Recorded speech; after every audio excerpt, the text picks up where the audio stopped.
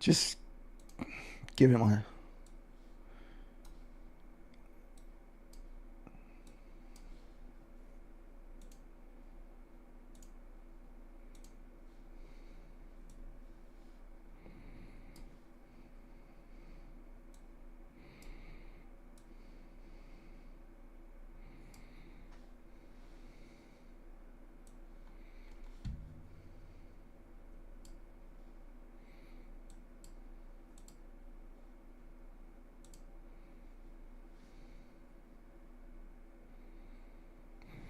Just getting my stuff set up to make sure everything's working correctly. We got a few more minutes before the Tokyo opening happens.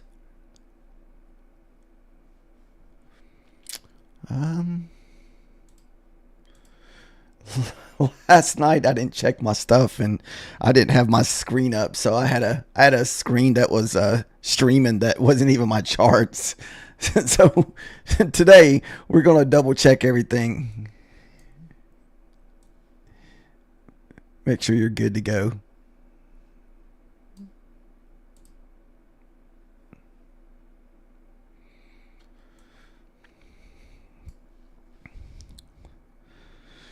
Kind of seeing if we can get above this 41, find support there, then maybe we can look for a long and carry it up to the daily 50% of the day. Is sitting up at 63 from the previous day.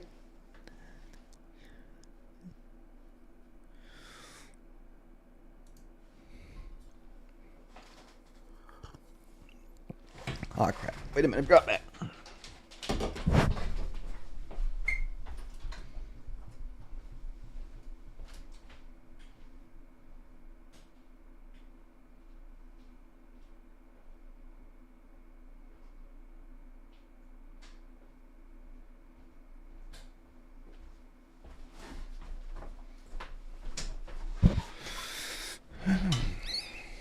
Like I said, it don't seem like the evenings. I'm just like so cluttered. Not all there in the evenings.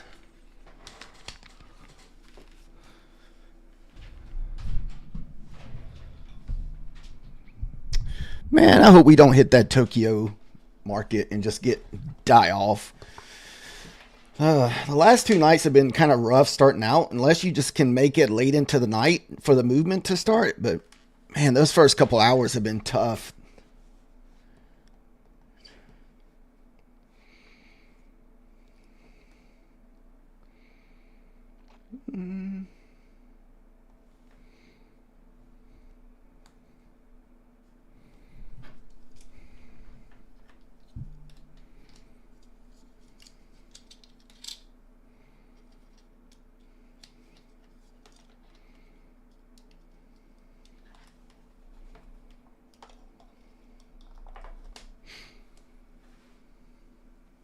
How's everyone doing today? Did everybody have a fairly decent day trading? Did anybody get stuck in that China news today?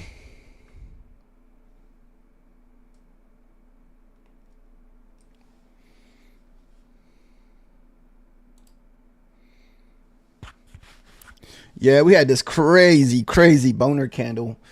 I want to say, what, 10 o'clock this morning?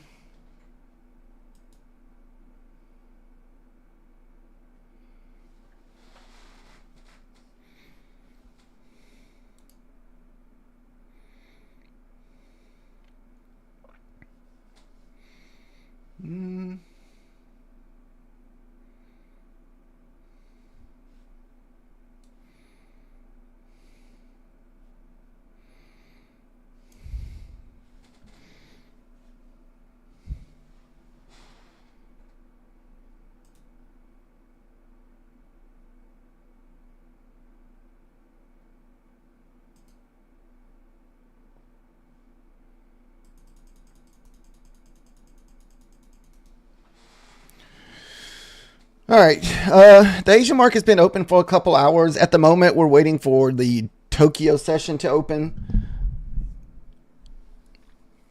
If we get a little pullback here, I'm going to be long bias above 41.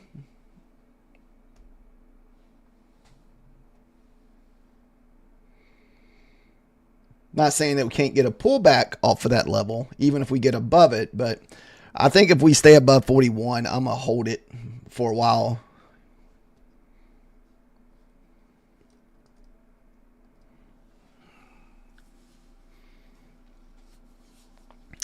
Usually at the 1 hour, usually at the new hourly candle, you'll get some kind of little move here. We took the short a while ago. We took this short from around here down to here on our other eval. So we're trading these eval individually. So we're going to be looking for a trade on this account tonight. And I probably won't trade this one again. We made 60 bucks, kind of pushed us over the $500. If we can find another, say, $40 to $100 trade on this next entry, and that way it'll push us over 900. And finally get a green light. Last night was a red night in the market. I think we were negative like 60 bucks. And the night before that, we were break even. So really haven't had great sessions in the Tokyo the last couple nights.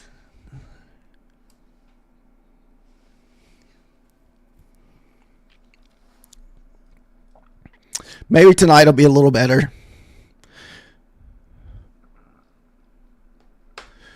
And I even had the right direction pick last night. I just got swept out real quick and the market pretty much sold off all night. I don't know if anybody I think one of my best entries from last night was we were actually in the same level last night during the Tokyo session and we basically went down.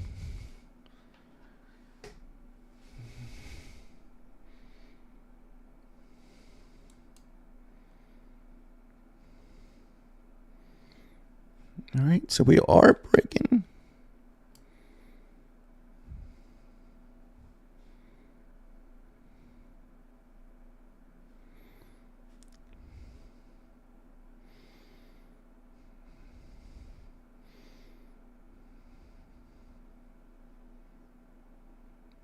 We got a new candle in 16 seconds, so we're just going to wait and see what happens with this brand new candle.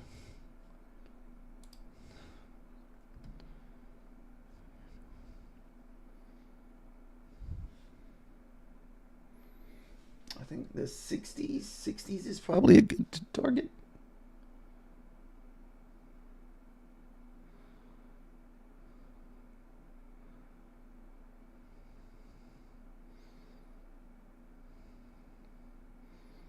Long as 42 will be my line in the sand if we get long. Excuse me.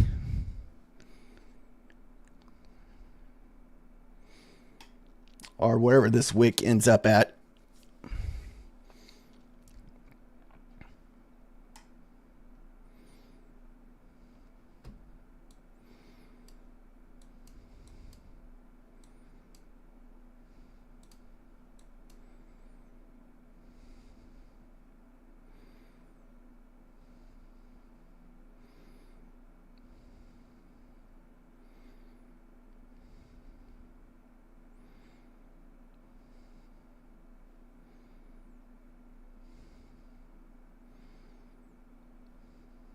Still a fairly decent little, much of a stop loss if you use the bottom of this wick as your stop loss if it pops back above this line here.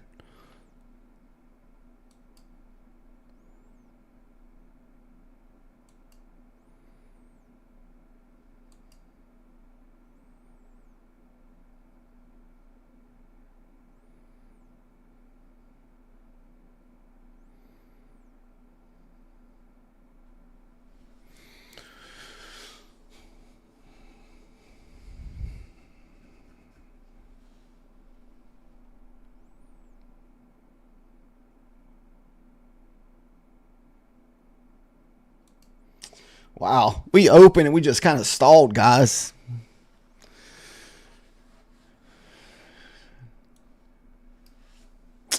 Come on. I was hoping for some decent price action tonight. Get some like nice 10, 20 point moves.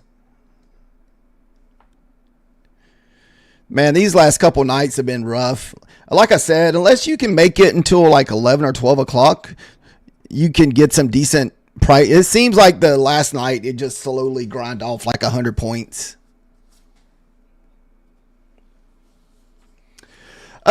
We are trading the MNQ, which is micros in the NASDAQ.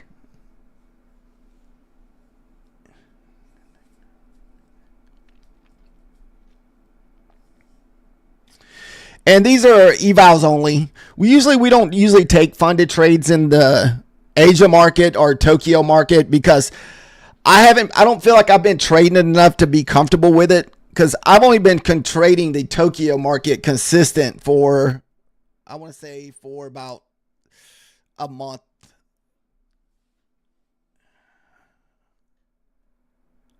Yeah. We have been mainly trading two accounts. We have these two accounts that we've been trading in the Tokyo market for the last month. And so far we're up 868 and 1. And the second one we're up 500. We took like a little $60 trade earlier before we started streaming on this short right here on this pullback. So we had this pullback. I thought we would break a little lower, but we still got our 3 contracts sold off. So now we're going to look for one more trade on the other account. Hopefully we can finish green tonight. Like I said, last night was a red night for us. It wasn't a big red. Usually we keep our losses fairly small, like 60, 70 bucks on these accounts, because these are small accounts. I think starting out trading these accounts, they're only like $500 in drawdown. These are $500 static accounts.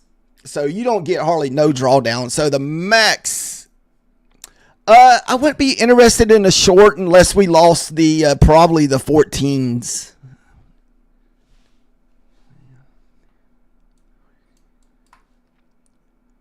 If we can print below the 13s and 14 and find support underneath there, I'll be like short bias all the way.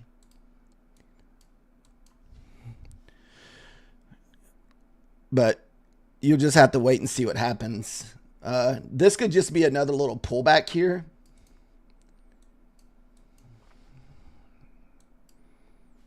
Because you got a low, you got a high. So you just kind of have to see if your discount area is going to hold or not.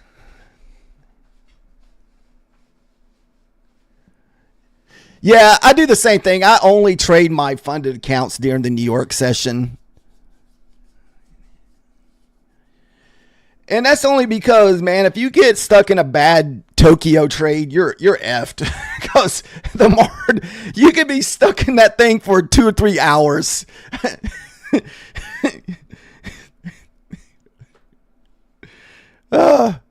Some of that stuff is so slow, man. It is. I just couldn't do it. To me, I'd rather take my $40, $50 loss than sit in this shit for an hour and stare at the paint dry.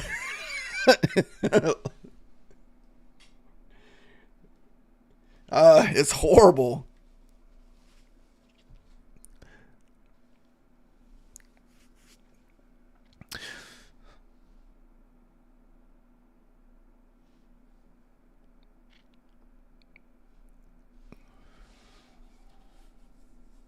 So the 814, if you're wondering why I said I would be interested in short at the 814s, that is your PM session low from earlier today.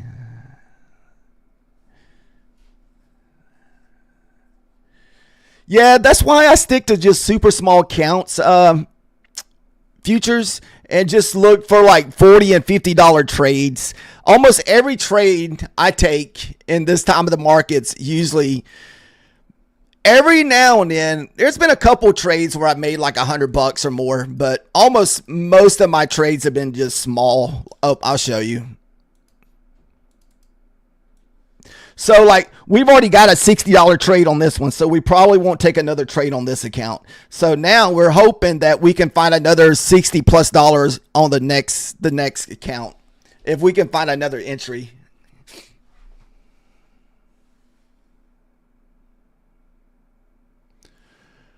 Yeah, it looks kind of small on the this is a MNQ.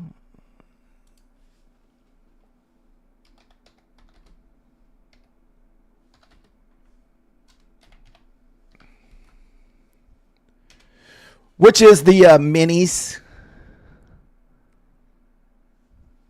mean micros. I'm sorry. This is the micros.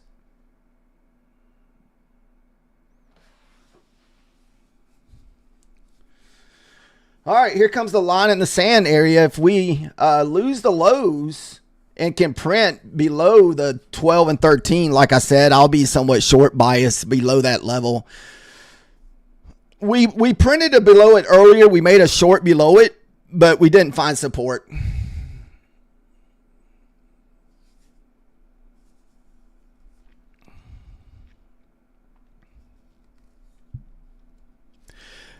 I got lucky. I got lucky on that that news play today from China. I don't know if anybody was trading during the 10 o'clock hour today when the news broke that China says they weren't going to use the NVIDIA chips no more, and the market dumped like 100 points.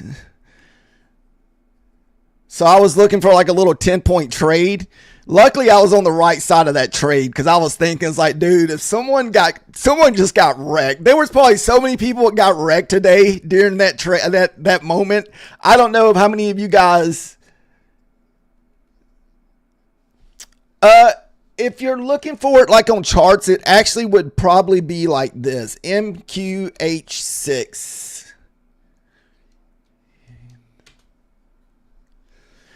That is usually the abbreviation for the March contracts for the NASDAQ.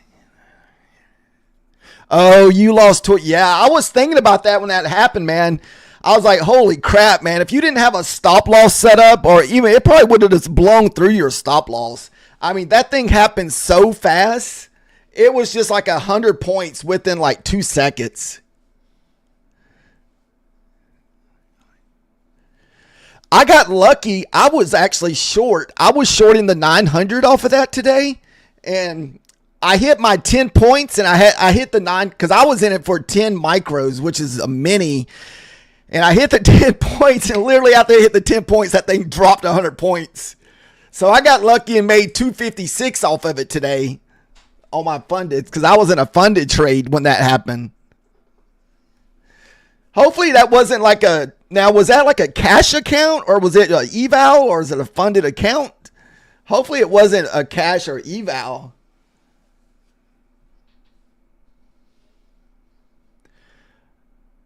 It still didn't come up with those abbreviations if you were looking that up.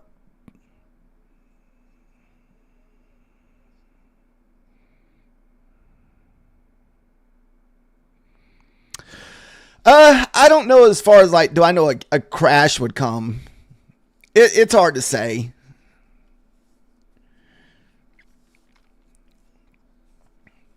Try the horizontal screen instead of the.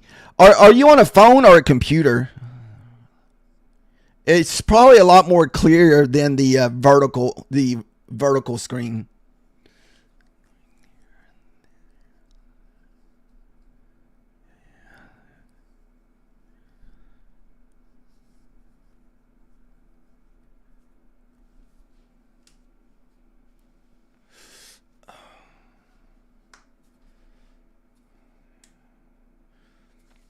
Oh yeah, man, we all have our lost days. I want to say my last bad trading loss was probably back in November. It was a little bit of a tilt day. You just got to put it behind you and move on.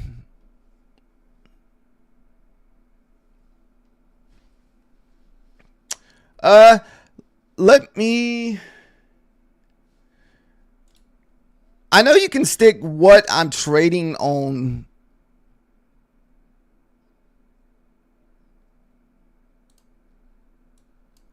Let's see. There you go. Yeah. So for anybody wondering what we're trading, this is what we're trading. The MNQH6 Micro Minis NASDAQ 100. Time frame 5 minutes.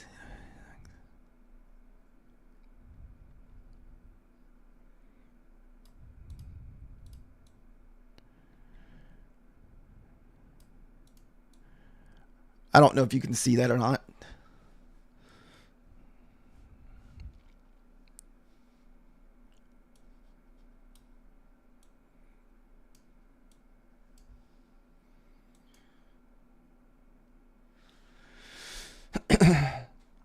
like I said, if we cannot get back below the 13, we're definitely going to stay long bias.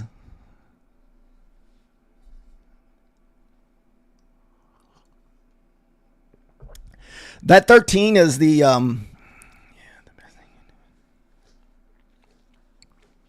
oh yeah, no doubt. Most of us have done our fair share of losses. I think the biggest thing I've had to work on the last few months that I've really been trying to focus on is the risk management, getting a lot better with risk management. That's something I didn't really do a whole lot in my early stages of trading.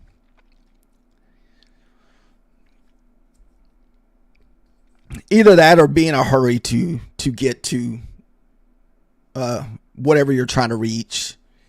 So that's another thing. I think everybody should be on their own time frame.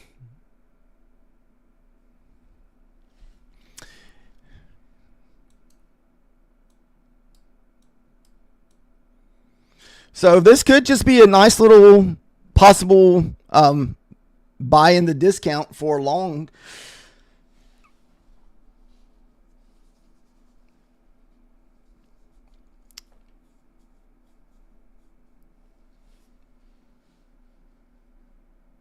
Was there an inside bar?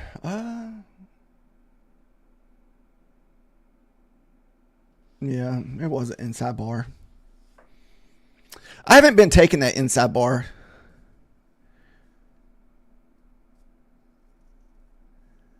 See, for myself, we're trapped in between two zones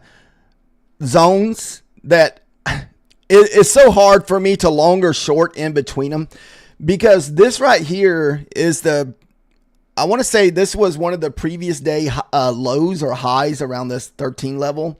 And here is the low of the day here at the PM session for the 813.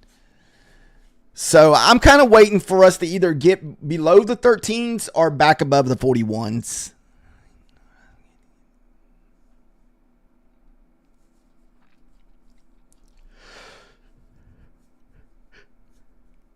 Excuse me.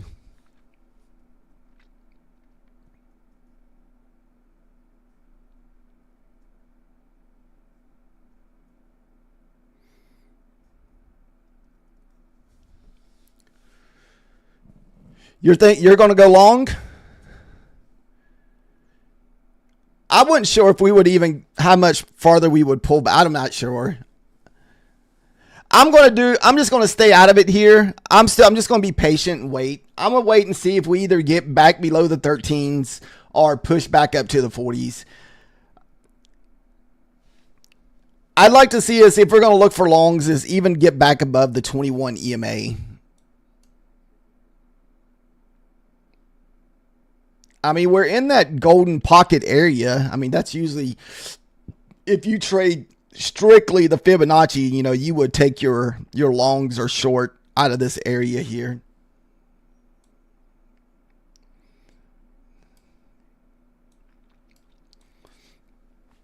Then you would start taking off profit as you move up through the percentages.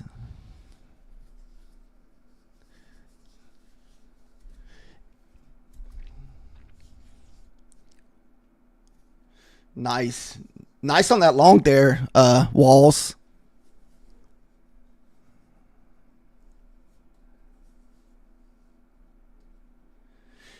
It definitely was a pretty little fib setup if you believed in it. I wasn't sure, so I wasn't going to take it. I just didn't know. I'm like sitting here waiting, like, man, are we going to hit that 13 level? Because that's like my support line.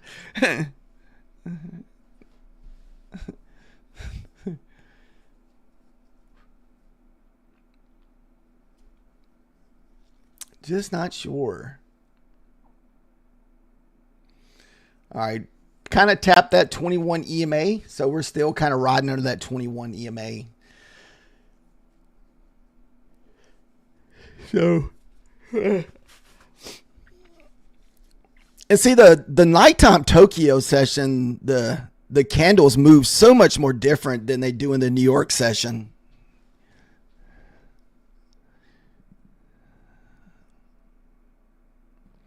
Oh yeah, same here.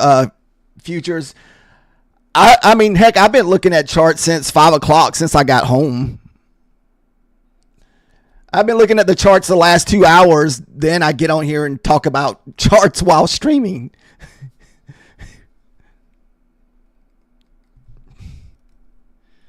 Yeah, I know what you mean.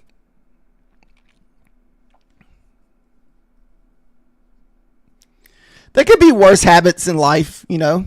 There's nothing wrong with looking at charts.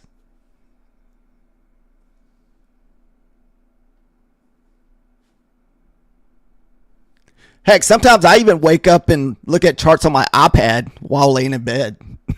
I like be hitting the trading view like, where did the levels go tonight? I'm like, oh crap, I missed. Like last night when I woke up, at like middle of the night, like at 2 o'clock, and I turned on trading view.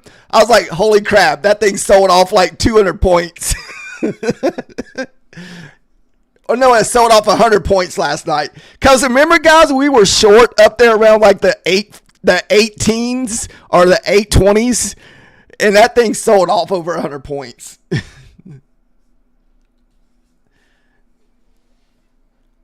Like throughout the night.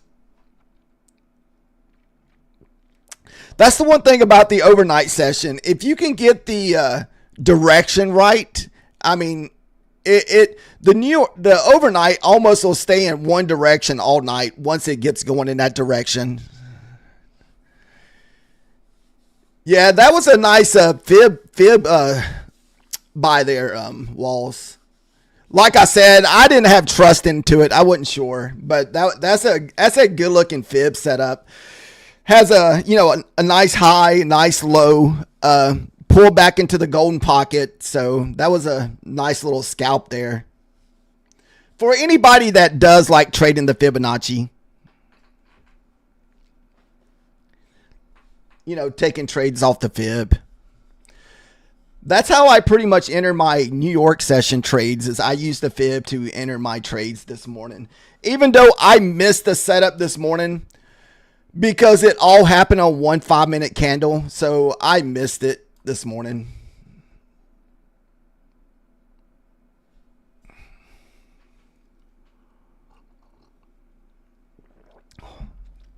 Woo, let's get this thing. I want to get some support above that 841 and look for a long off of that. So maybe this thing will run all the way up to the 841s for you, Walls. Then find support. This way I can find me an entry and just hold that thing all night.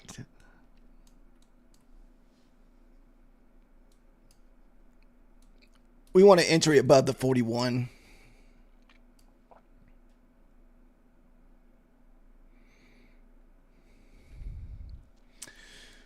Beautiful.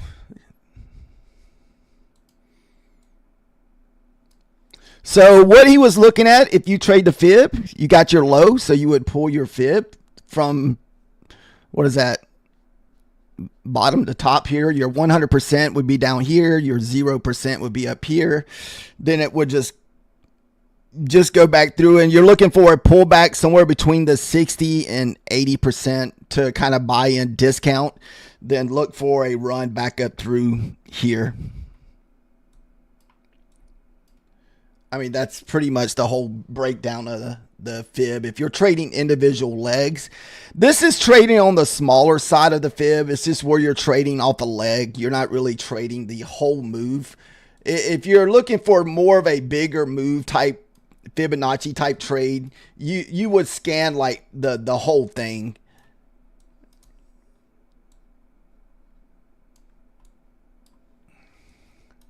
So let's see. I can't even.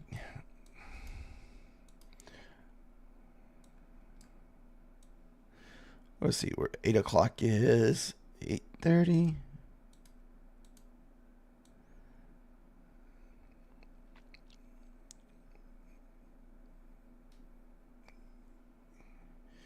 Gotta be somewhere in this area here.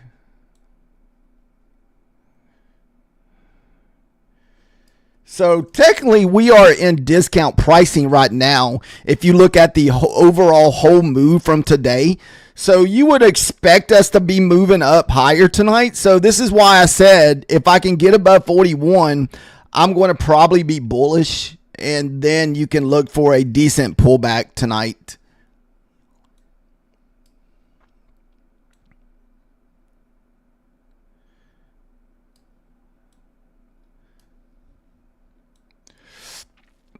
Or you can just trade like Wells was talking about, where you can just trade like the individual legs.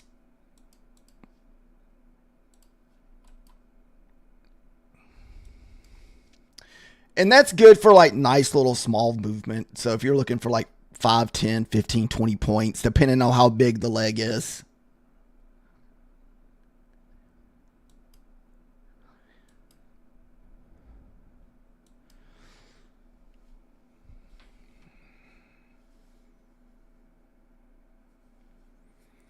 You can't see the what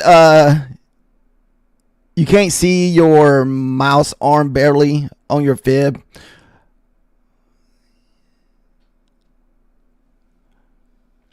What is the mouse arm? What is that called? Is it is it that little line that runs from here to there?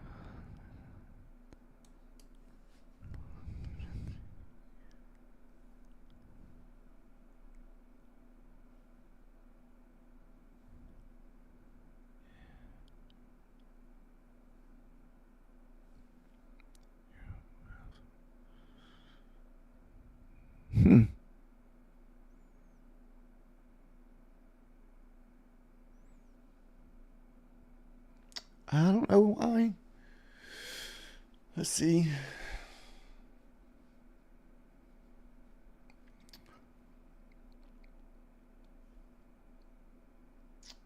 I'm not sure.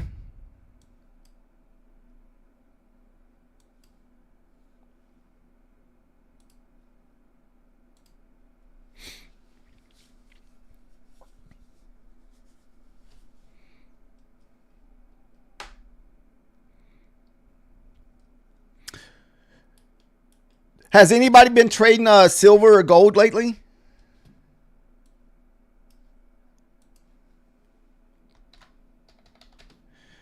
I heard that's been moving pretty wildly. I've seen a few people trade the silver and gold, and either some people really make big on it or they just get wrecked on it. It's definitely been kind of like a 50-50 thing with the gold and silver.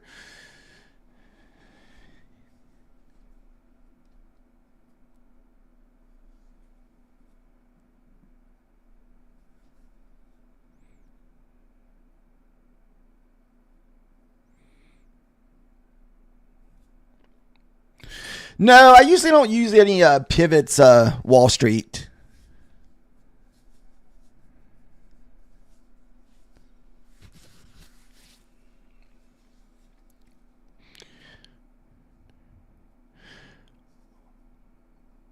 Dude, that's pretty good. $9,000. I've never made that much in like one night or even one day. That's pretty wild, Diamond.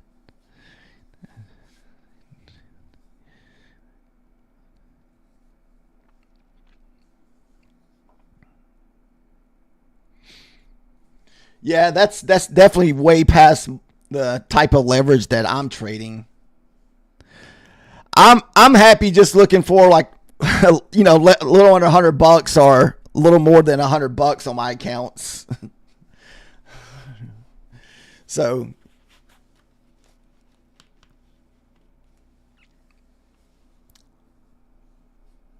man, how many contracts that you would have to be selling? I mean, you must be trading on a fairly big account.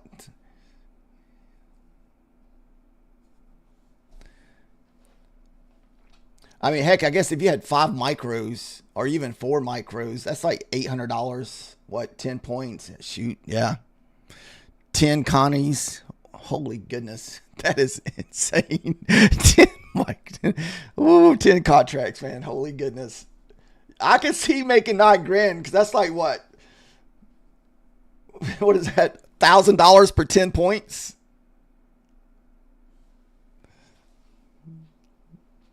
Man.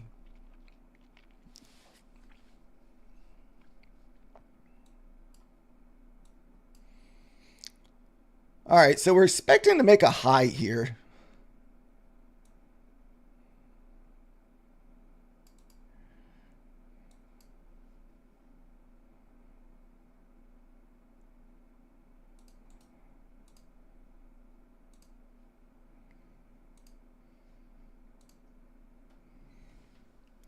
I guess this would have been a 5-minute inversion play here for anybody that likes to trade inversion plays, because you kind of had a new high, you had a new low, and that's on the 5-minute. You probably would want to go to the smaller time frames down to like 1 and 2 minutes. Yeah, I think my largest win today was 250 on a funded account, Diamond.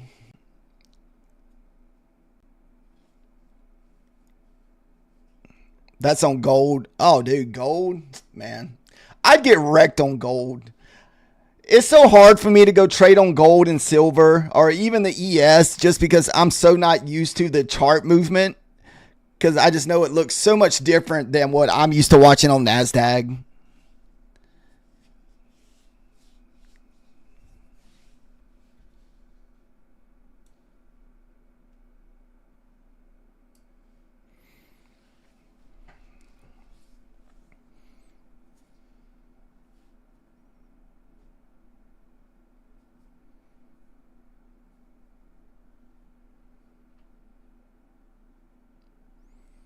Like I said, if we can get above the 840s, I will definitely be pretty much a long bias and see how long we can hold that trade for.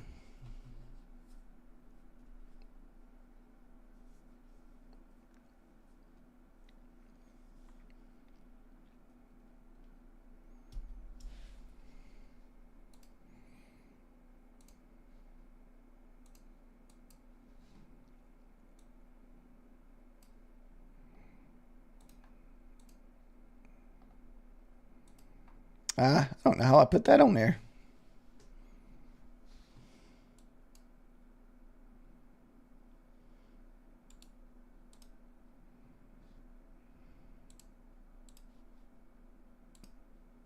Oh, well. We're just going to have some blue lines on here.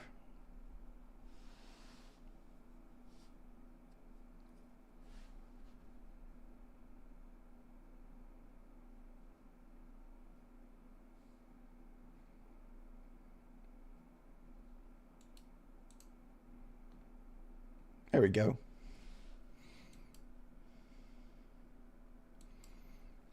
Well,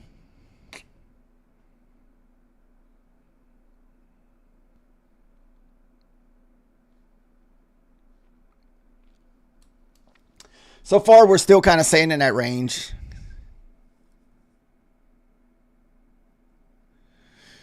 I can send you the AI charts. Is it just not like standard pivots? Walls?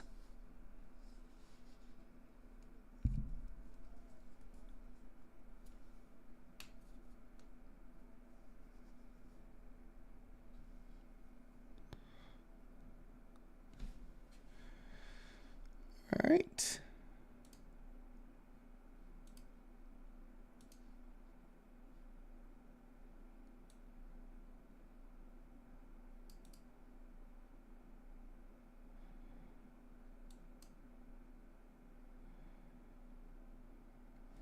Oof.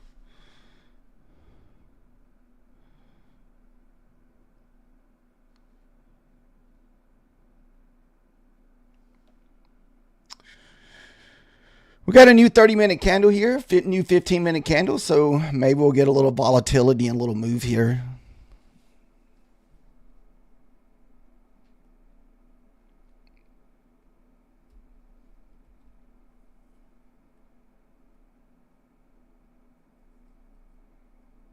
They're like specialty code pivots.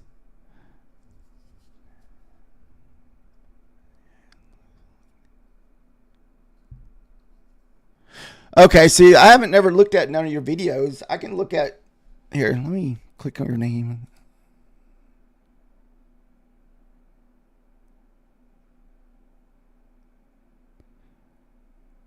No, I already follow.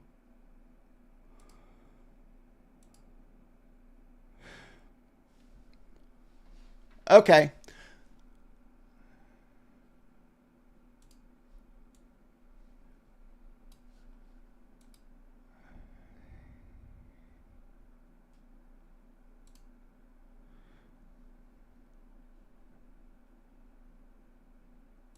Okay, I'll go watch some of your videos in a little bit after I get off and see what you're talking about.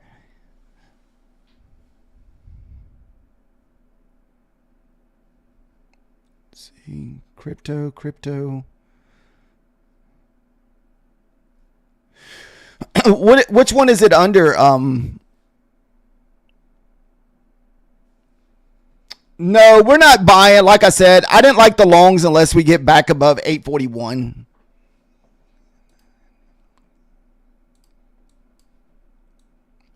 Then I'm gonna be short bias if we get below the 813s. So if we get out of this range sometime within the next hour or so, hopefully we can find an entry.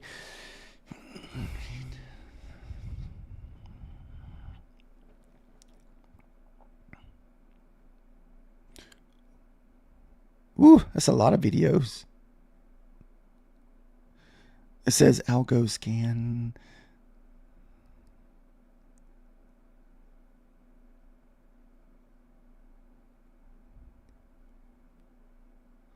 Okay, I'll have to go check some of those out.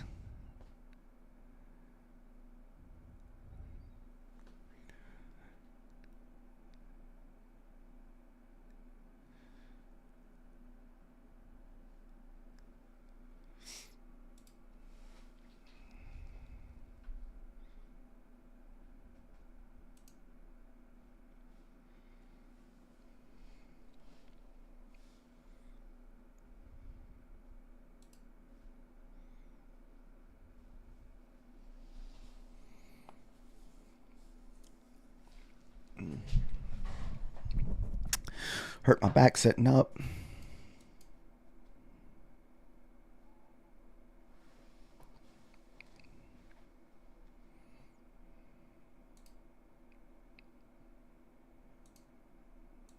Let's see. Oh, come on.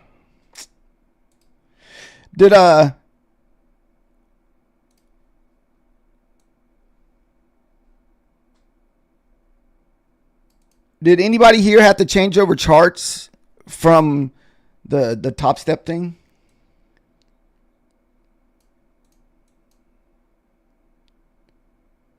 I heard Methodical Man talking about it, so I was asking.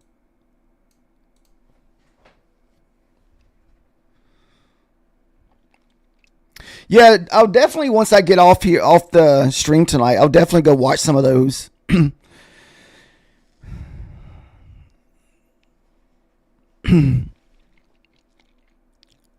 Yeah, for anybody that looks like they're in crypto, it looks like Wall Street. He has a lot of, looks like he has a lot of good videos over there on crypto and different information.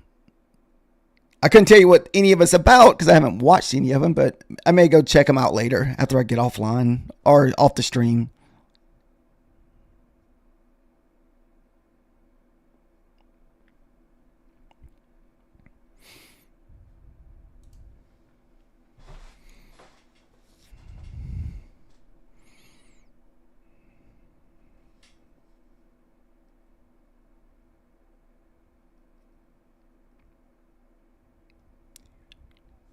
Okay.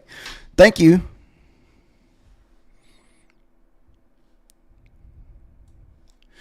Thank you guys for joining the stream over here on YouTube on the vertical charts. If you're just joining us. Right now, we're just kind of waiting and being patient. We took one trade before pre-market, but right now we're stuck we were stuck in the same range last night. I mean, I think at one time I was actually short from 833 last night and we finally sold off, but it wasn't until later in the night. It seems like we've been stuck in this area for the last 2 days. As you can see, since about 2:30 this morning, we traded back in the session and we just been stuck. Not this morning, but this evening. I'm sorry, I didn't mean to say this morning. This evening.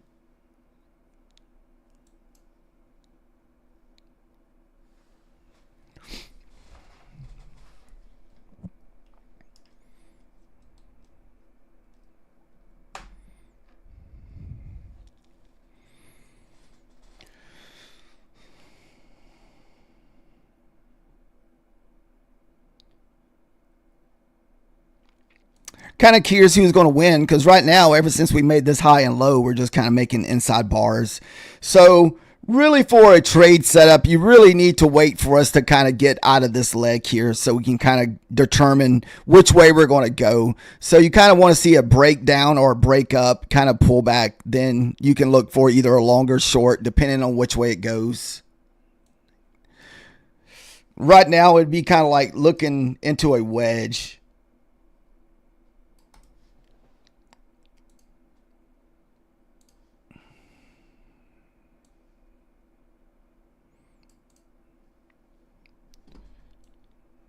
So a lot of times whenever we're just kind of chopping sideways before the market kind of decides which way we're going to break, you'll just kind of get, tighter and tighter and tighter till it finally breaks. For anybody that likes to draw the trend lines.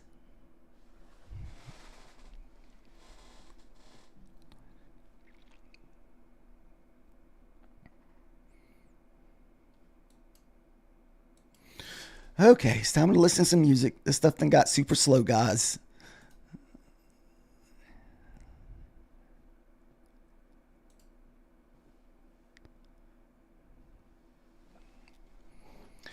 If you look at the overall leg on the fib, I mean, we're in discount, so you would think that we would make a nicer move back to the upside.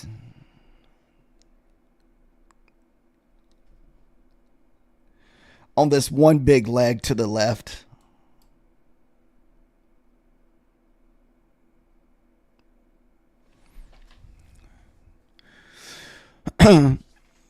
What do you mainly trade on walls? Do you mainly just do crypto, or do you trade a little bit of everything?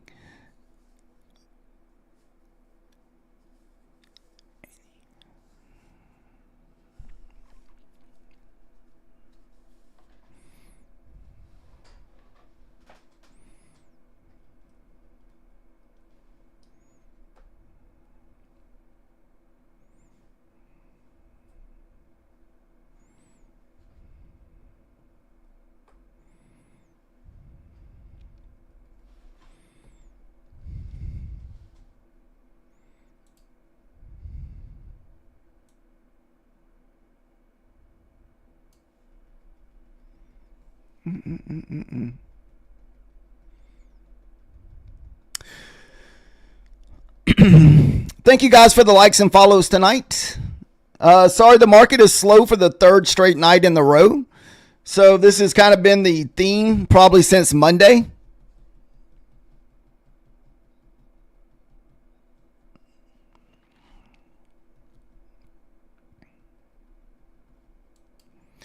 Usually the moves haven't been happening till what, 11, 12 o'clock at night.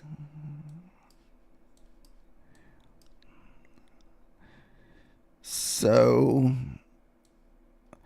this would have been last night's price action right here, guys. So this is where we were last night before we finally broke. So it looked like it finally broke around the 10 o'clock hour and just kind of finally started grinding down.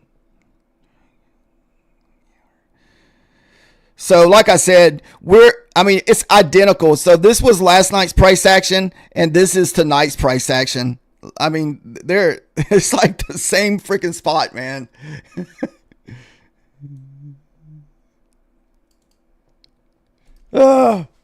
It's just insane.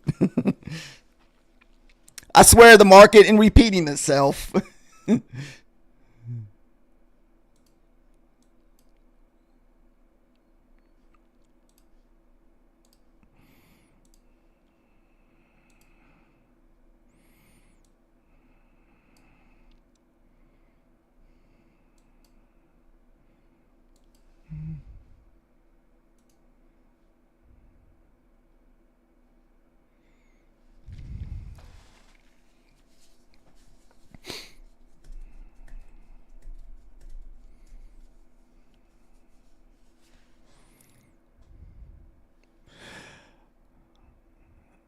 Okay, I'll look at it in a minute, Walls.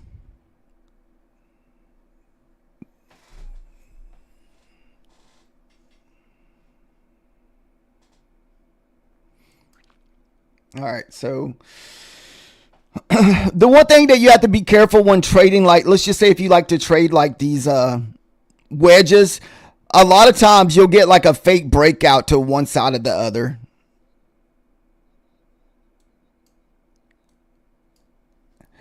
We got the 50% of the daily move sitting up there at the 60s. So I was kind of thought if we got long while ago that we could look for a trade up into this area. Look for like a 10, 20 points.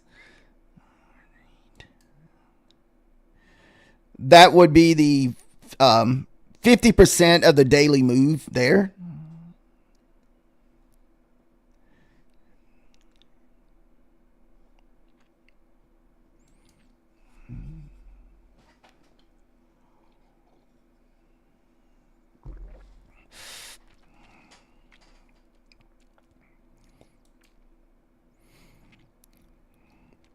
And like I said, if we get back above this 41 level and we can find support, that's where I'm going to probably take my long and see how long we can hold this trade for.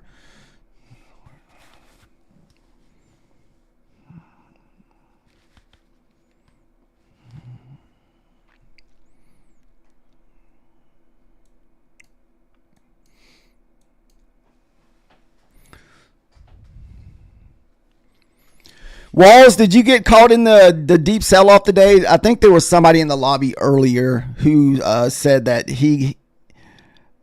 Was it Diamond? No, it wasn't Diamond. Let's see. Let me see if I can find their name.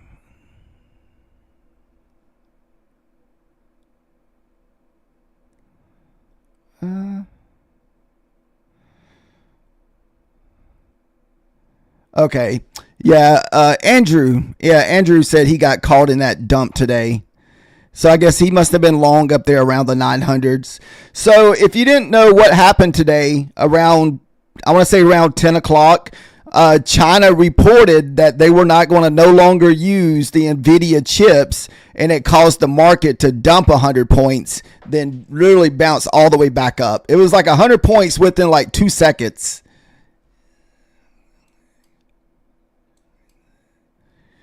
It was this candle right here.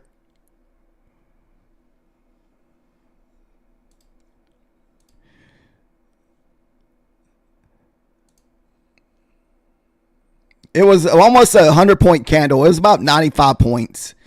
No, I don't do any option trades. I know a lot of people do talk about it because a lot of people bring it up here, but I've never done no kind of option trade. The only option trade that I've ever done is sell calls. I've sold calls before to make money off premiums, and that's it.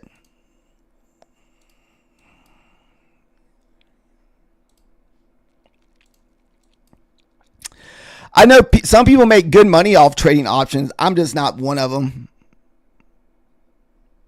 I hear people talk about it all the time, or people bring it up in the lobby quite a bit about the options.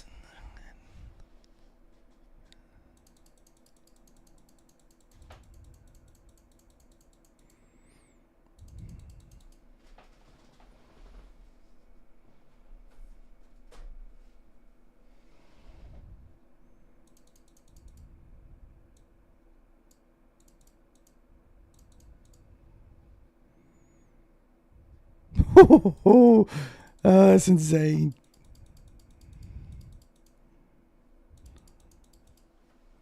Did I unplug my... I don't know if this... I think I might have actually unplugged one of my monitors.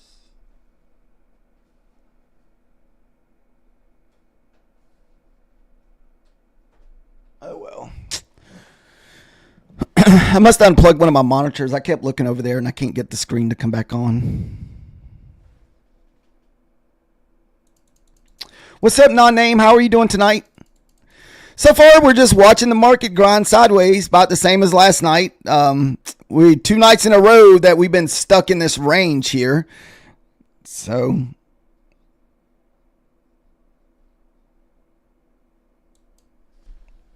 the last two nights have been so horrible as far as any kind of like momentum goes. Like they've been like 30 to 40 points max. Like tonight you're looking at roughly not even what 10, 35, 30 points. Like it's been horrible tonight.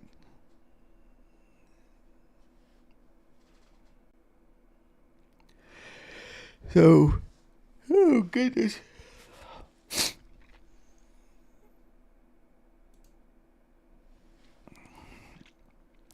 I think this is why I ended up calling it early last night, because I tried to stay on till 10 o'clock, but man, the market was just moving so slow.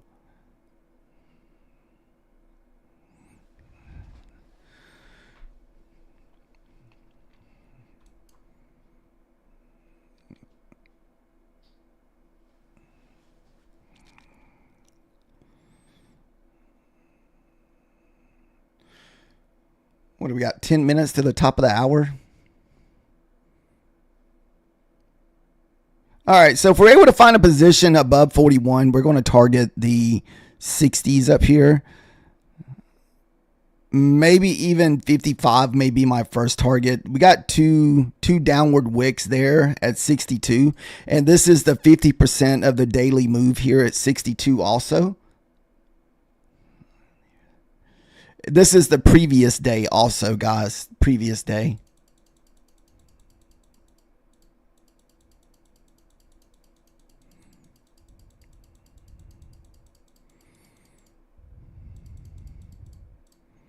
What's up, Gary? How are you doing tonight?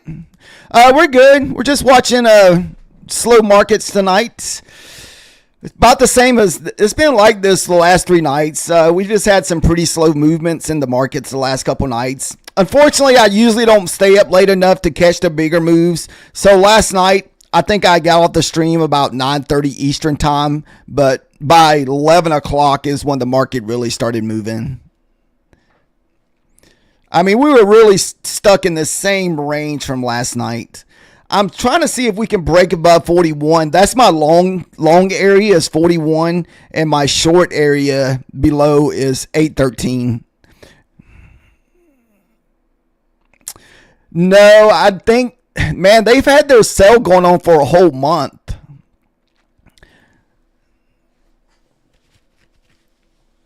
I don't have any evals with Bulanox right now. I just have the 3 fundeds, because you only can have 3 funded accounts with them. You can have more, but I think they got to stay inactive until you get one of our thresholds.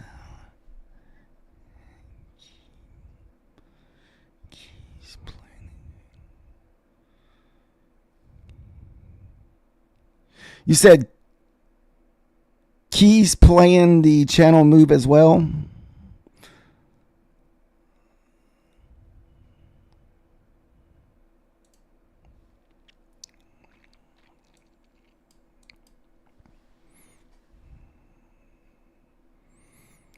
Yeah, I would think Bulanox would come back out with something in the next few days. I mean, they don't usually stay at the 45%. My guess is they'll go back to, they usually start off with 73%, but then they eventually move to like 80%.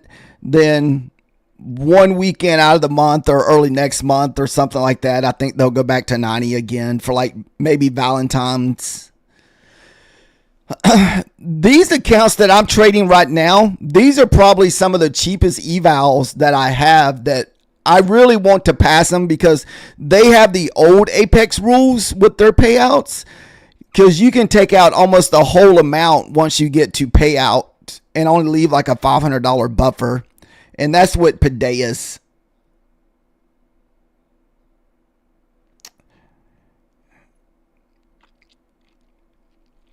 And I know of other streamers who use Padeas, and they do pay out. They've also just started. Their own YouTube channel too. I haven't really watched it. I just know they have a YouTube channel now, which a lot of the prop firms have been doing that lately, where they start their own YouTube channels.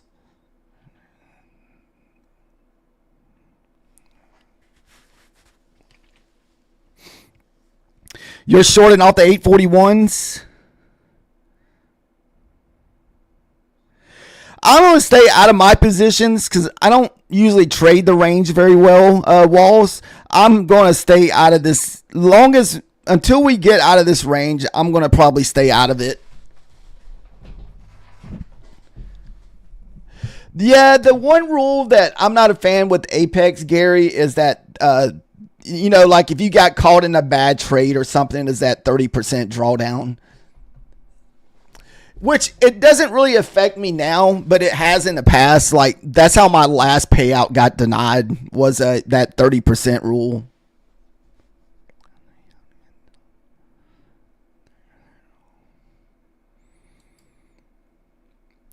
I must have had one day where I was in drawdown and it went over to the 30%. And that's not a lot when you're trading on 25Ks, because I was trading a 25K, so that's fairly small.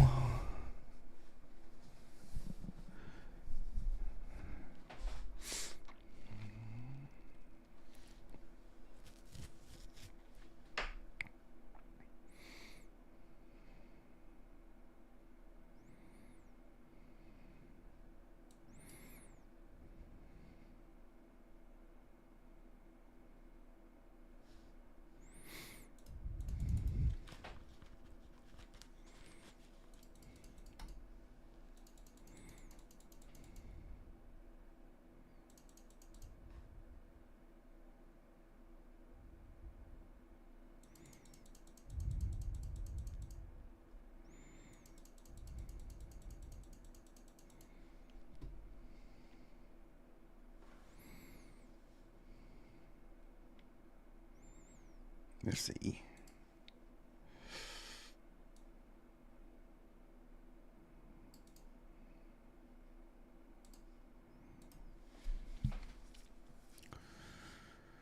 Nice short off the 41.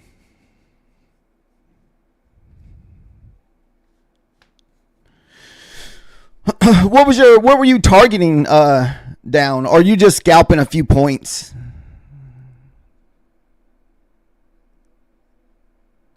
No, it's 30% drawdown, whatever you have going on with your account. So let's just say you had a brand new account.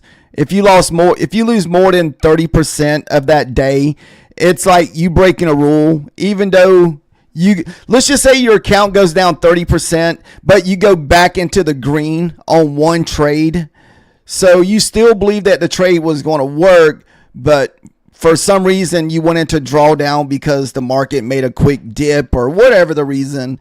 It would be a rule break, and you could follow the rest of the rules all the way till pass, but it would get denied and you would have to keep trading again another 8 trading days or 6 trading days.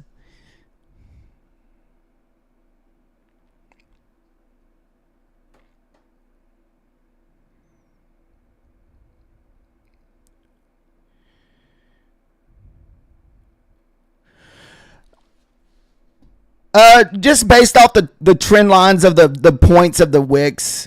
So let's just say if you got rid of this one here. So right now you have like a nice little trend line build up here on the 5-minute charts. So this would almost be like a bear flag is kind of what it looks like. Like you would think eventually it would just break down.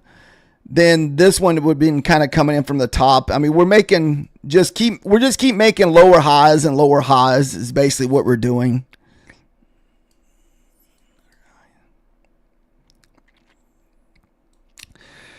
I think people either call this like the wedge or I'm not really sure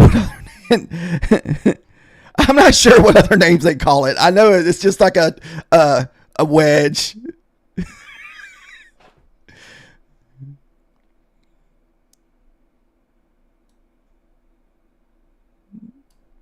And a lot of times what it'll do is the tighter the market gets, it'll just stay inside this little wedge till it just finally gets here, and you'll get to either break out to the upside or downside.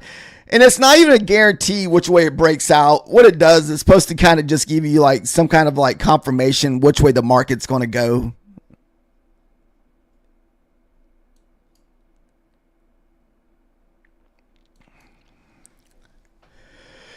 So far, my level for the longs is 841. And for short bias, it's below 813.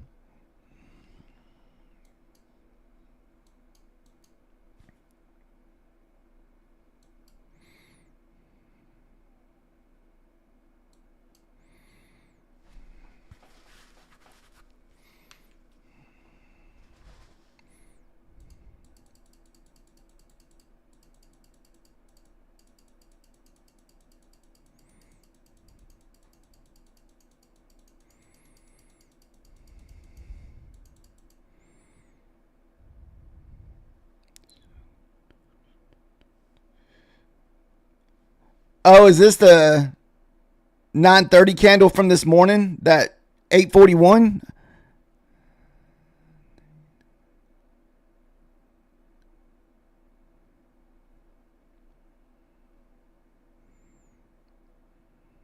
Hmm.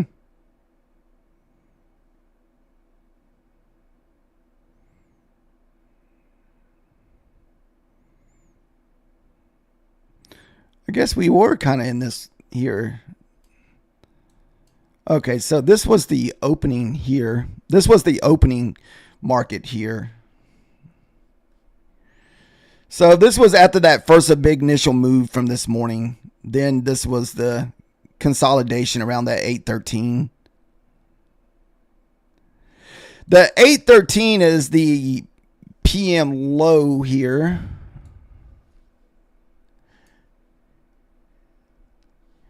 That's what I was looking at as far as shorting that 813s.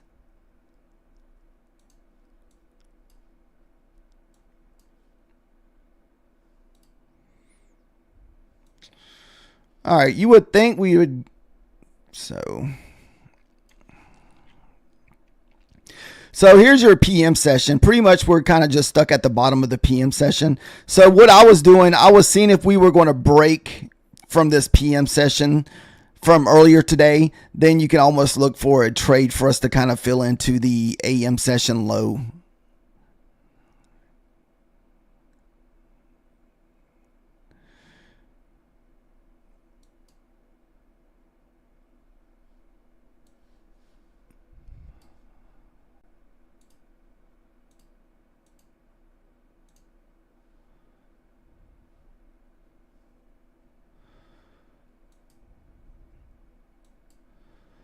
Let's see here.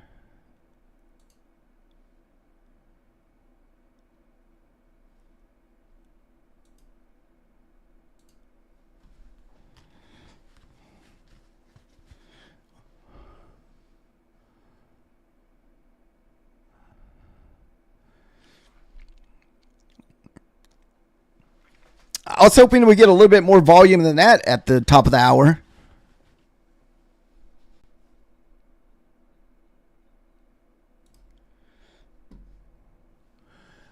I got to find my TikTok page because sometimes it will close it if I don't pay attention to it.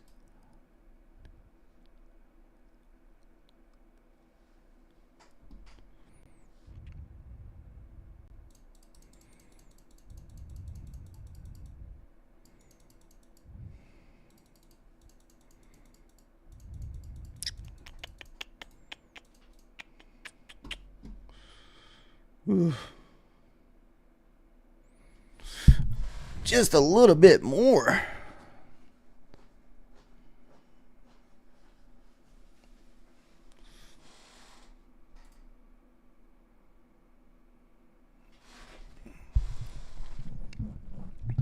So if we can find support above 41, we're going to be targeting the 60s up there, or maybe the 55 for the first leg up. Like I said, that's the 50% of your previous daily is that 62. So I'm not sure what kind of resistance we would run into. You got, looks like two big downward wick candles. So more likely you're going to hit those and find some kind of resistance.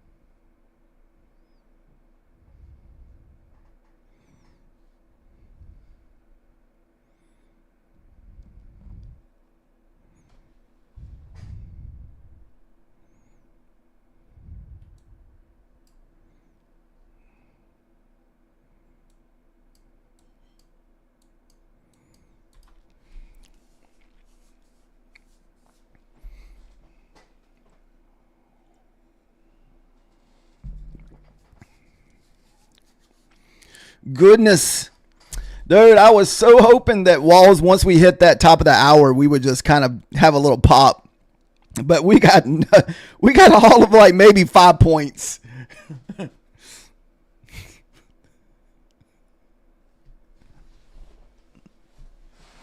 Oh, I gotta find my phone.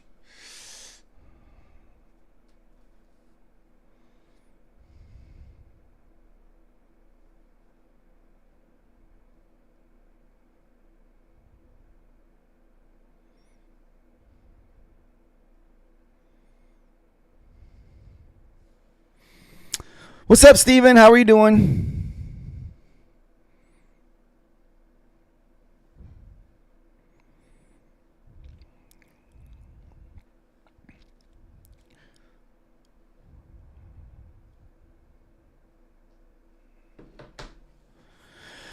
I feel like December we had some fairly decent moves for the overnight session, but man, it just seems like ever since the first of the year, we've just been dead in the first of the Tokyo session.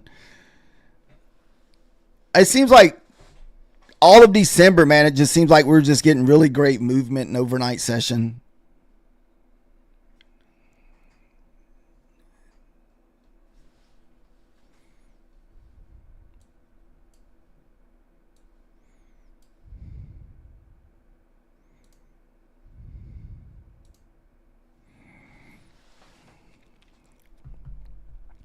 How many points did you take off that short, Walls, or was it just a break-even trade?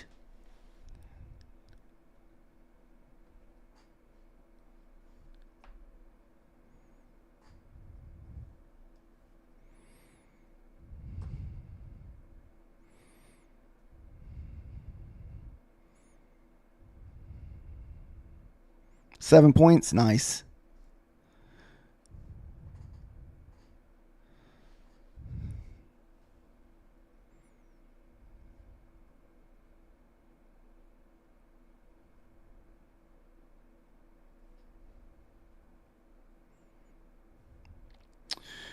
Yeah, if there's anybody here who wants to check out Wall's page, he seems like has a lot of interesting stuff on his page too. If you want to check out some of his videos, he has tons of stuff on there for anybody that's interested.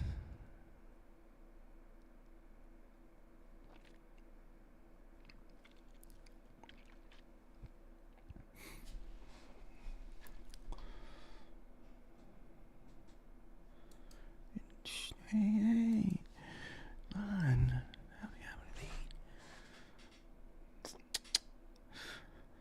So maybe this will just turn into that slow grinding all the way to a London session. That's kind of what we're hoping for here.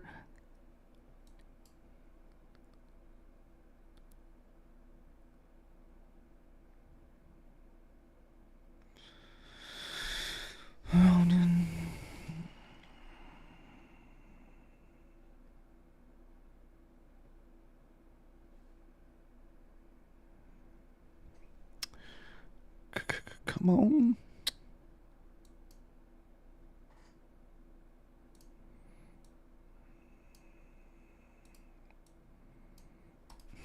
Dude, that 41 has just been a straight wall. If we get above 841, I was looking for longs.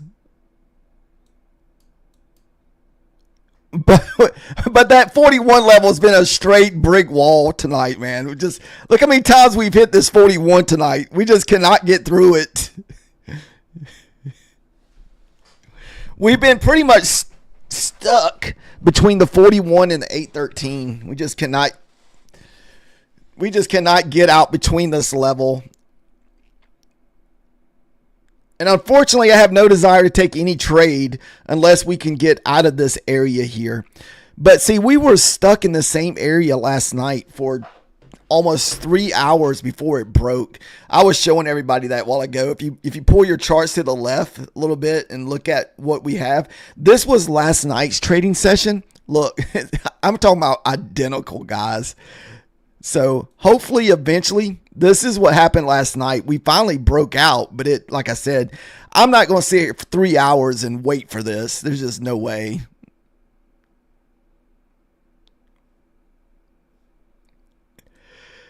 So But this was last night. This is what aspired last night around 11 o'clock.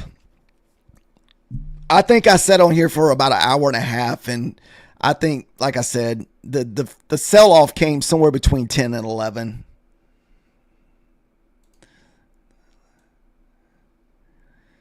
So, yeah, we've just been stuck.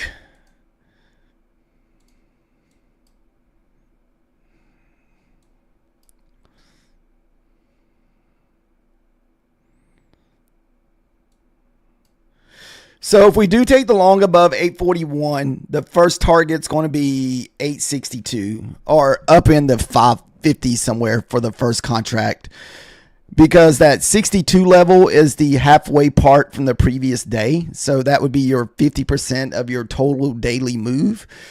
And I'm not sure if we'll break through that. A lot of times you'll hit that 50% of that daily move and kind of sell back down, but you have to wait and kind of see what happens.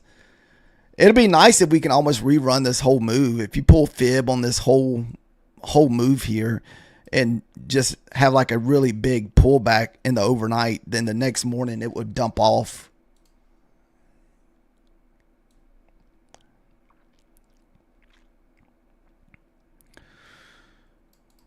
But see, I don't think that's the low. Your low's probably here.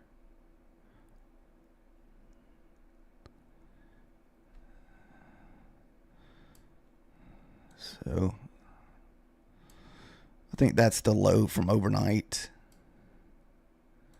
Oh, I pulled that in the wrong direction here. Let me flip that around. All right, we just hit the 40.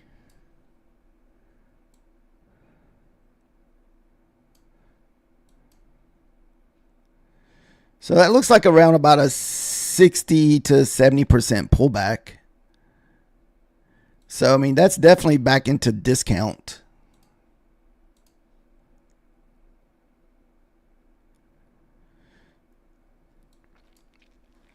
But we could have a small pullback here, but when London hits, then you would get that, like let's just say if London moves up all night or this Asia market moves up all night, then you'll get to London session and then it'll have a manipulation trade and then the actual trade will come in the New York session. I don't know if you ever heard like the three things that you use. I see it on TikTok all the time. So your Tokyo sessions, your consolidation period. Uh-oh, wait a minute. I got to do that real quick. All right. So Tokyo's usually your consolidation. New York sessions, your manipulation, where it'll break either to the upside or downside. Then once New York gets here, you'll get the move.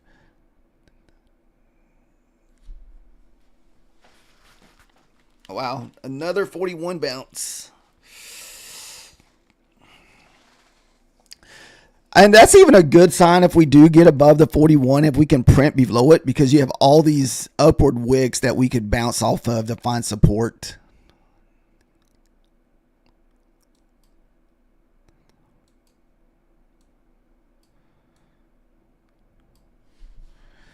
Man, we're still inside this wedge, guys.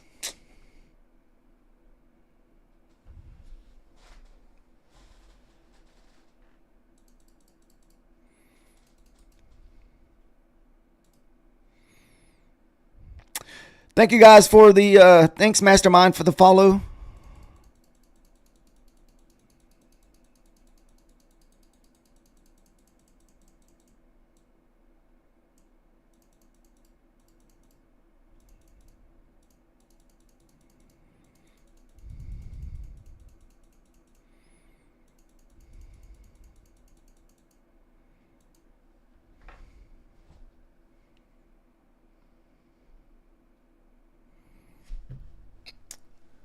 What did the methodical man get long? Let's see. I don't think so.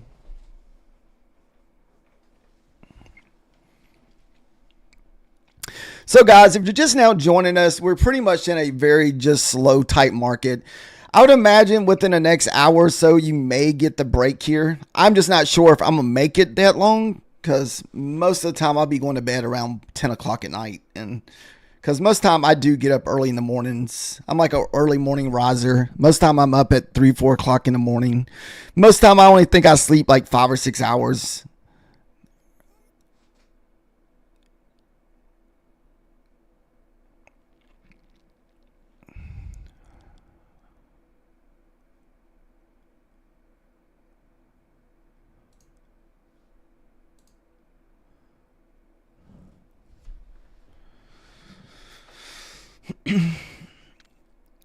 So if you're just joining us, like I said, for my longs, I was waiting for us to kind of print above the 841s.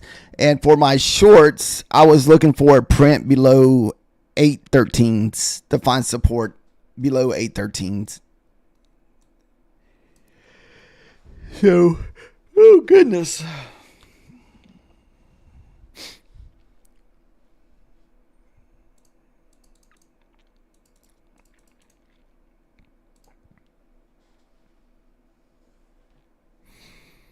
Uh-oh, maybe that's the...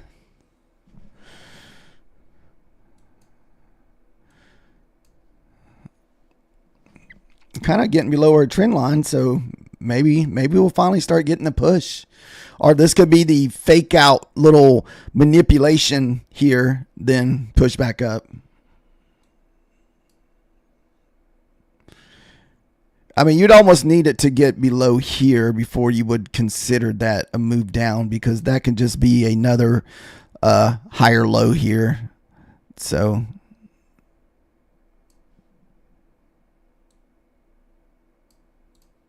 just try not to get fooled by the breakout here.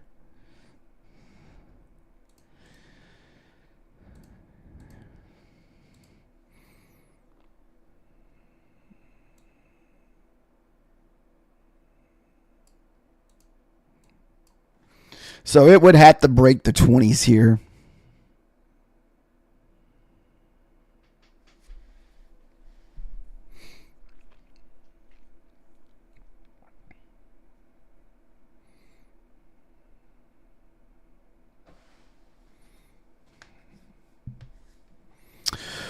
What's up, Awesome? How are you doing tonight? Sorry I didn't see there. So far, it's been just a really slow, grindy price action. We've been kind of stuck in like a 30-point range tonight. Not really a lot to do here. We're just, like I said, this is the downside of the watching the Tokyo session.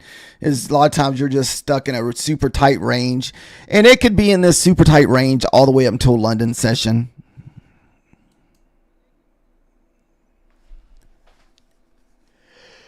So... oh man, like I said, it can definitely make you sleepy. This is why a lot of times we do not over leverage our accounts in the Asia market, because you do not want to get stuck in one of those 2 or 3 hour trades. It would just grind you to death.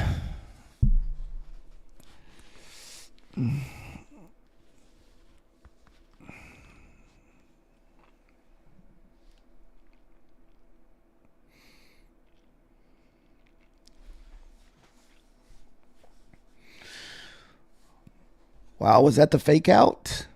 Maybe. That might have been our fake out, guys.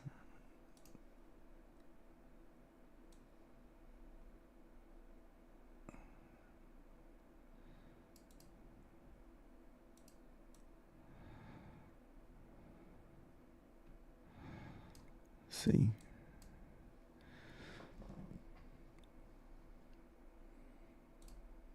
I think it was trying to draw some folks in. This is what I was saying about sometimes these, at the end of the day, these are just lines drawn on the charts. So a lot of times these are just kind of like little fake outs.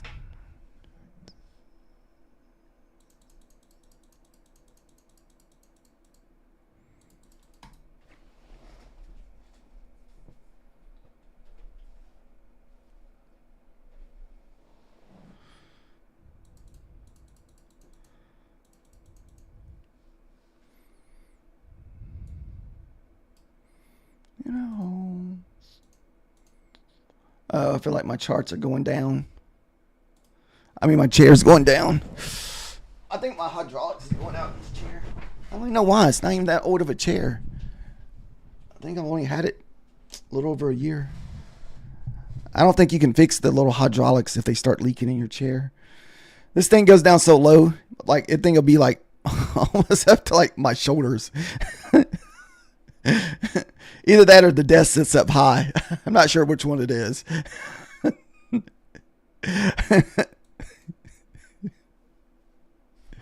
Oh, goodness.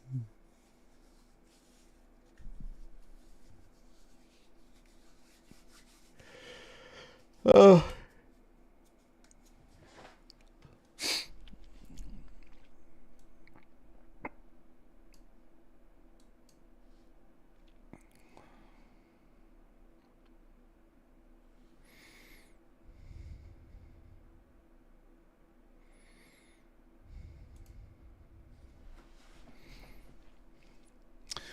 So guys, like I said, if you're just joining us, we have been pretty much staying out of this market. We did take a trade before we got on for like 10 or 15 points. I think we're like up $60 on one of our Prodeus accounts. It kind of made us finally break back over the 500s. We did take a couple losses on these accounts the last few days and break even trades. So kind of broke back over the $500. And so that gives us at least $1,000 of drawdown because these are, the static accounts. The account that we're trading now is hopefully we can find one more trade before we get off, and it should push us over the $900 in drawdown. Well, that'll give us 500 plus 900, so about $1,400 in drawdown for these accounts, and I have to get to $1,500. So, and what these are, I was hoping Prodeus would come back out with that sale again, because you can get these accounts, when they have their sale, you can get these accounts for $8. So I paid like $8 for these evals through Prodeus whenever they were running their 90%. But the downside of it, like I said, it's only a $500 drawdown because it's a static account. So you have to trade small, usually 1-2 micros max until you build a little bit of profit. I think if you can build up to $500, and that'll at least give you $1,000 in drawdown. But starting out, you cannot be over leveraged because 25 points with one mini, the count's gone.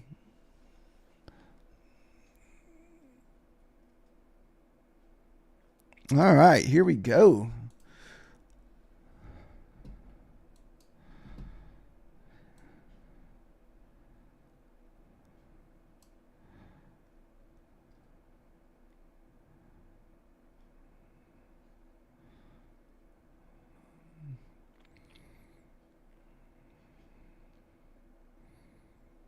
Do I feel like we're going to finally break this? If we can finally get out of these higher lows, we should get maybe a little push to the downside here.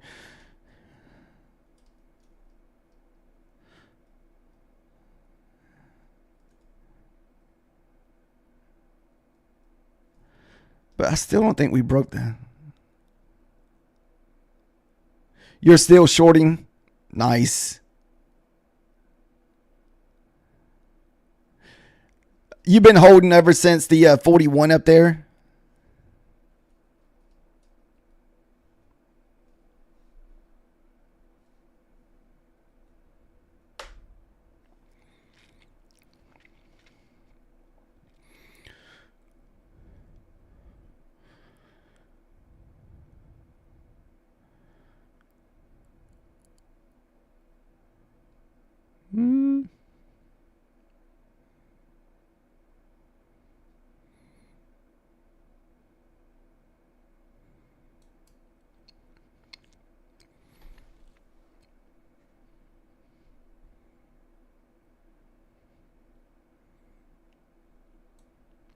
So if I got short, my stop loss would have to go up there. Look for, 10 points?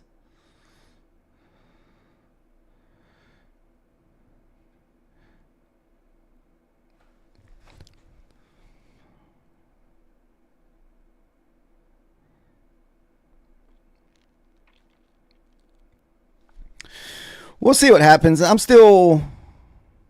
we're trading minis or micros on the NQ take profit. So we're only trading 2 micros usually at a time because we're trading on a $500 static account. So like I said, you don't start off on a lot of drawdown. I've been building drawdown with this account, so I'm up $868 in this particular account, and this is just trading all of December because I just got these accounts, I think, right after Thanksgiving. So I've had these for about a month.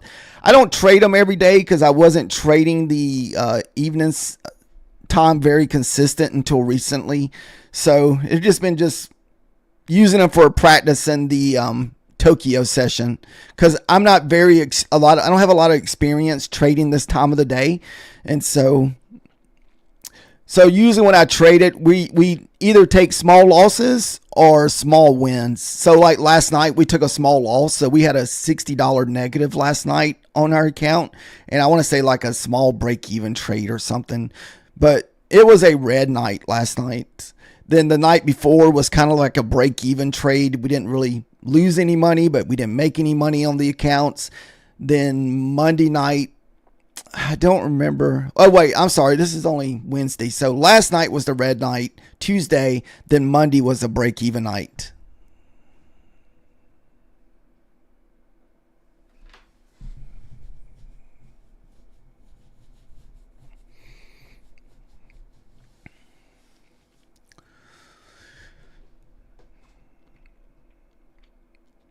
Yeah, I mean, if they're helping you in this slow market, that's pretty good.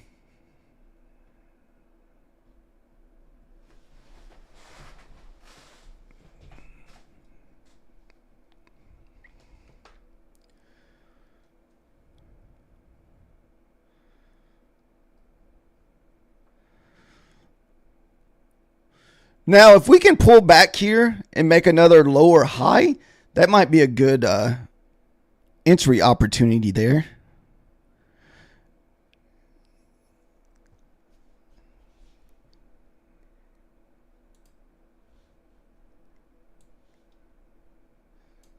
Let's see. Kind of make another lower high here if we start pulling back.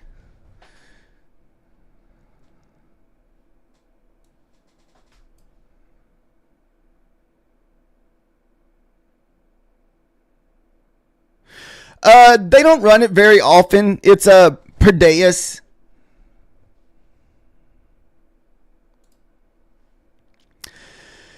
They offer a whole bunch of different accounts. Like I said, man, they only usually run that for like 1 day at a time, like not even a whole day. Most of the time it's like a 12-hour period.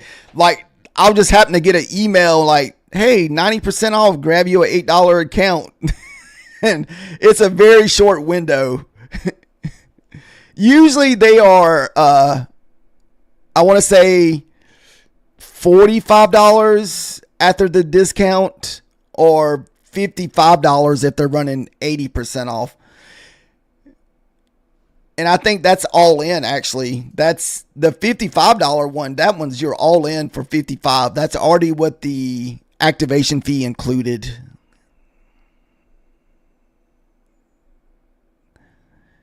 The only thing I'm not a fan of the Prodeus is I am not a big fan of trading on Quantower. I don't use Quantower enough to be super fast with it. So that's why if I trade Quantower, it's always in the evening. The daytime session, you will mostly always see me on the New York charts. Not New York charts, the Ninja charts. Because that's what I'm used to trading on is Ninja charts. Then in the evenings when the market's slower, it doesn't bother me as bad to trade on Quantower. No, I've never traded a crypto, but I think that Wall Street's up there. I think he trades crypto because I went to his page a while ago on TikTok and it seems like he has a lot of crypto information on there. If you're interested in someone that trades crypto, I'm not sure if he does it live or not, but it looks like maybe he trades crypto.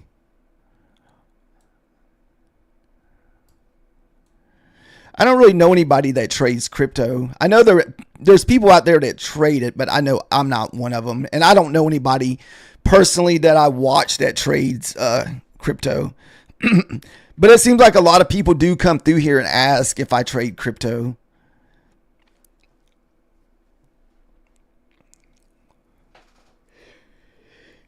So I'm not sure how that works as far as trading from. Okay, so you trade crypto Bitcoin. So how do you go about trading crypto Bitcoin? Like, do you trade that like on like regular trading platform charts, or do you got to go somewhere like a crypto like Robinhood? Or see, I'm not even sure where you would go to even trade crypto unless you went like the only crypto I've ever bought was like on Coinbase or Robinhood or stuff like that. That's about the only experience that I've ever had with crypto. Biofin, see, I've never heard of that. Never heard of those people or charts. Is that a chart similar to like this here?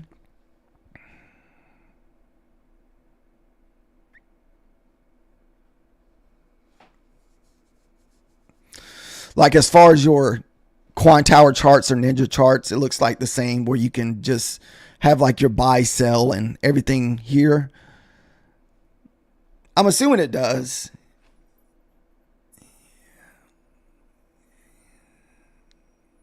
Okay.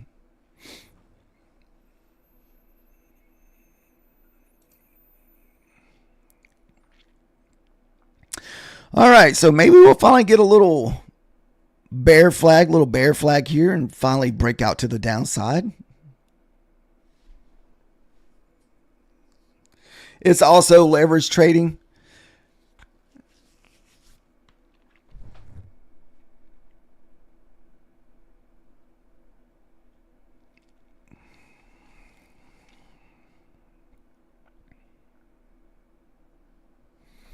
Yeah, I think I've been so stuck on the NASDAQ for so long that, which I mean, that was purpose because I like trading the NASDAQ. You know, I just, ever since I've started trading NASDAQ, I haven't switched over. No, not any entries tonight. I do kind of like the short down here. If we get like a nice little pullback here, maybe we can get a little short trade down to the 813s. But my bias as far as long and shorts go is between above the 841s. Find support above 841s or find some kind of resistance support under the 813s. So for the last two nights, we have been stuck in this same zone. So if you kind of go to the left here, this was last night's price action here before we finally broke to the downside. So we were stuck in this same zone last night to almost 11 o'clock. So we could be stuck in this same zone for another 2 hours. But I'm not going to stay here and watch this stuff to break out for another 2 hours. There's just no way. I'd sit over here. I'd be like falling asleep.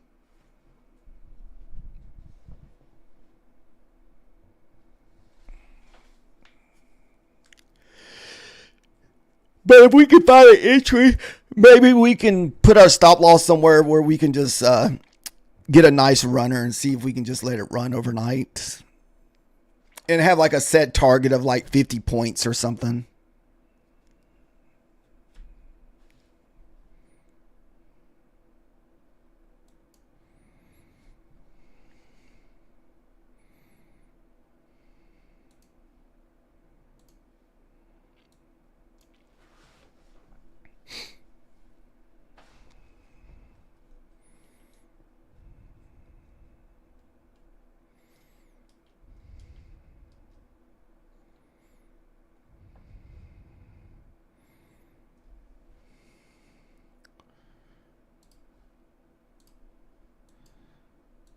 So the 813 level, that's your New York low PM session.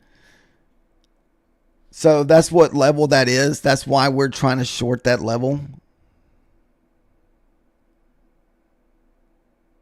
It's actually 814, not. You can see we kind of already had a night one push down there. I thought this was going to be the short opportunity.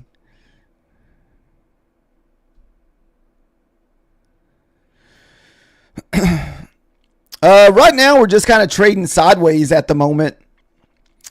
We did have a big sell-off today.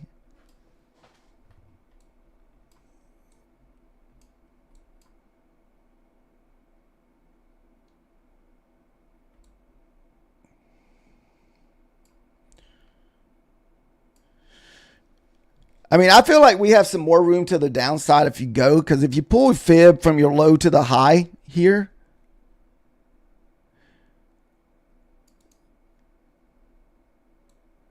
you could easily probably get back into the discount around this 86% range and even possibly run the lows here if that doesn't hold up, because this will be the lows from last night. So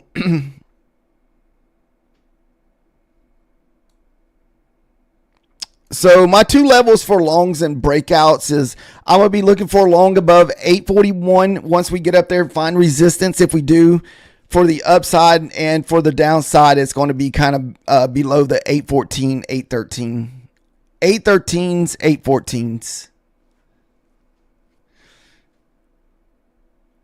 814s. So you feel like we're going to probably rerun those lows from yesterday. See, I like that too. So if we were able to at least find an entry, get our like 10, 20 points, then just put your runner on and just walk away and look for like a 40 or 50 point move. We just got to find a, all right. Oh,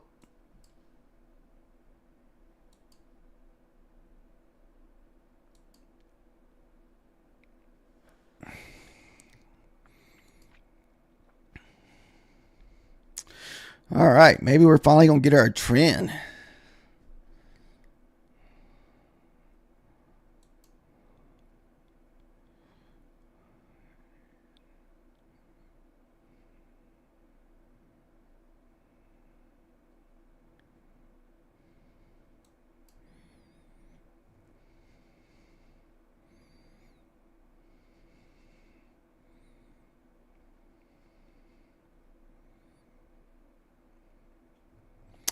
I think my first short while ago, I was short from the 20 before the market opens.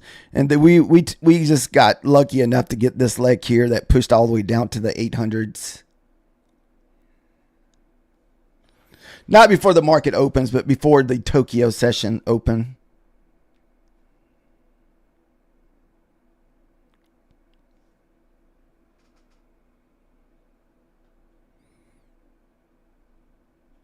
Looking to get into a ACRH. What does the ACRHR stands for? AK.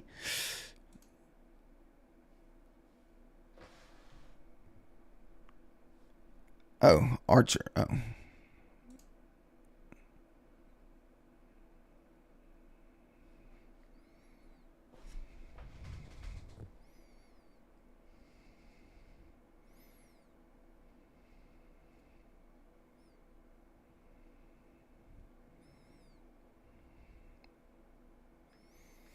Yeah, these last two nights, man, have been rough.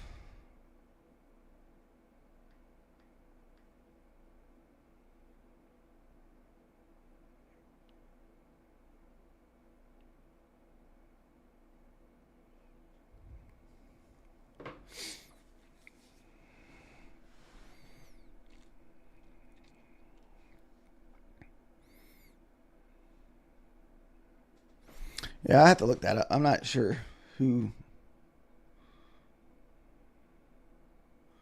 Aviation. Okay, so it's a kind of a stock. Okay.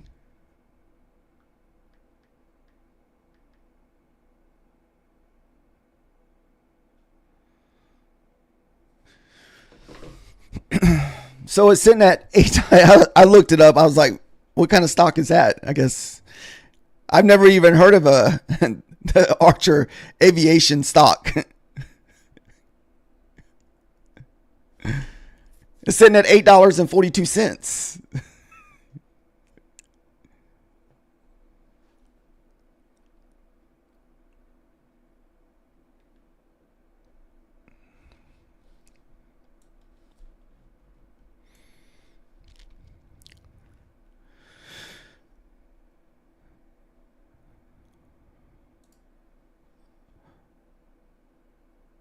What's up, Salem? Take profits 9,300. This isn't crypto. I'm sorry. Oh, man, we just broke. Finally get a little breakout here. We still got a minute left on this candle here.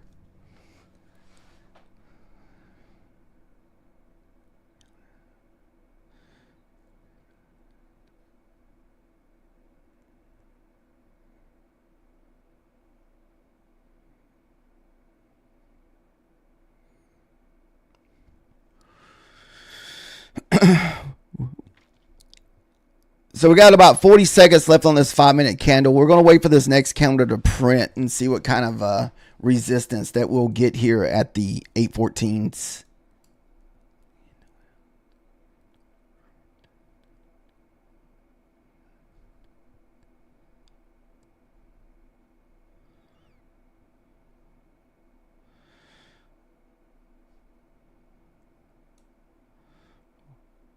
The low on that one's at 5, so you would at least think we'd run that.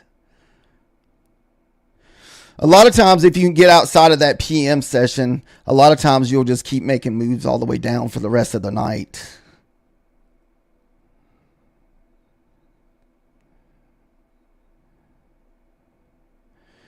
Trying to wait and see if we get a little pullback back into the 814s and kind of do a little retest. If not, we may get something at the 800s where it'll hit the 800 level, then bounce back up.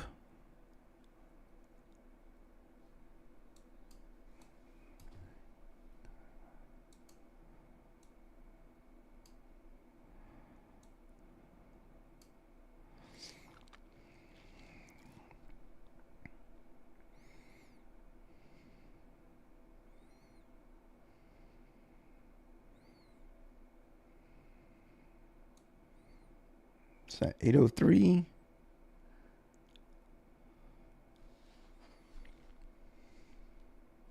I just don't want it to be like this type of move where we sold below the 814 while ago and it pushed all the way back up. Oh, ready for the longs? Oh, shoot. No!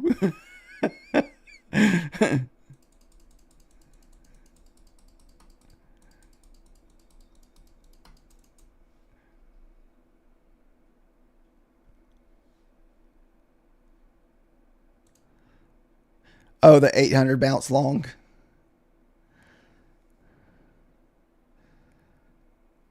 Still got a lot of time left on this candle. There's still 3 minutes left.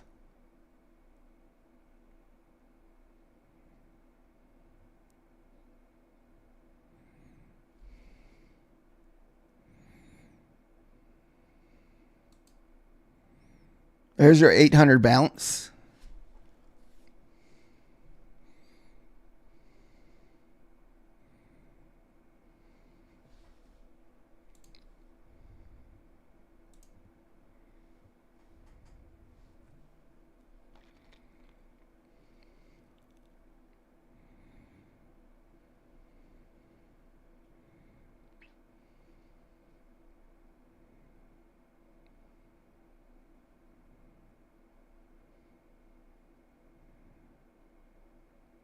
So if you took your long at 800, how far are you looking for us to pull back up to the top of the range?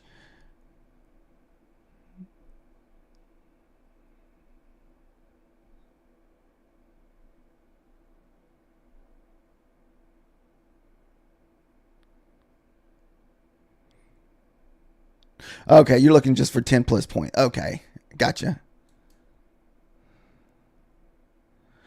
I was looking for like a little retest of the 10s to 14s here.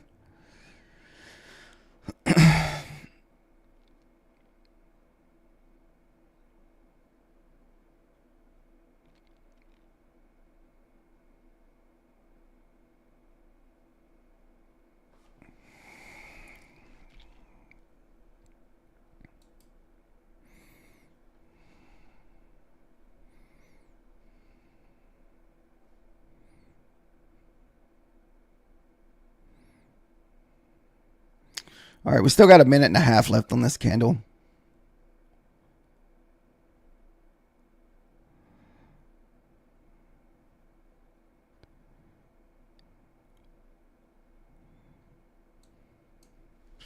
Just trying to be patient and to see if we can make a push back up there towards that 814s to find support to make sure that level is going to hold.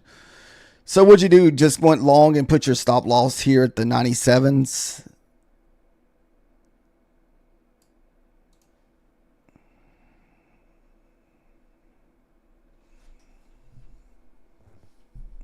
$95. That's not a bad trade there. Nice as far as a nice stop loss goes.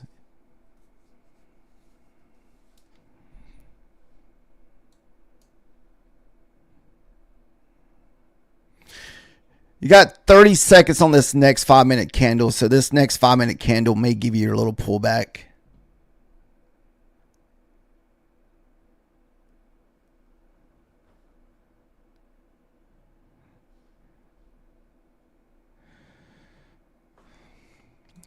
This baby don't want to pull back, does it?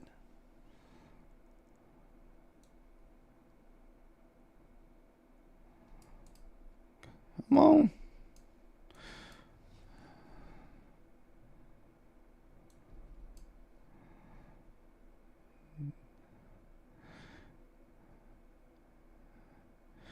Just don't want to get left behind if this thing's not going to pull back for me.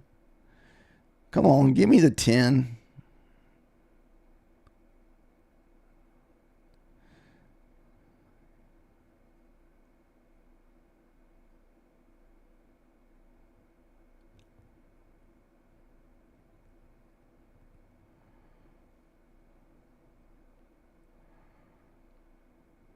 Son of a bee.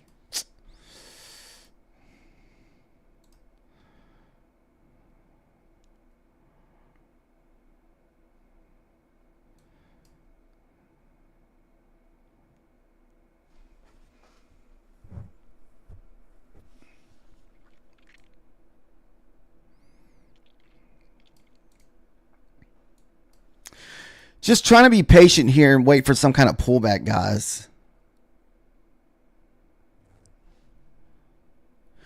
We're looking for a short. The 14 was my short level, but I was looking for a retest of the short, the 814s. But so we're looking for a pullback back up into probably the 10 area if we can. A lot of times you'll get the bounce off the 90 here, and you'll get another little pullback here. The 14 was my sell. We've had this line marked out all night.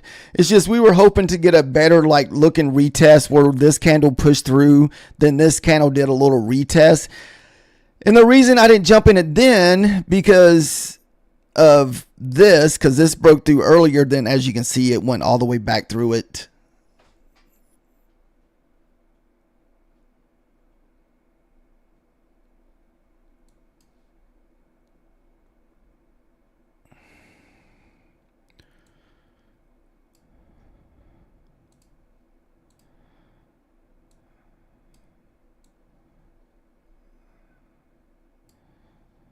All right, we should get a little bounce here at the 90. There's a lot of candles in this area.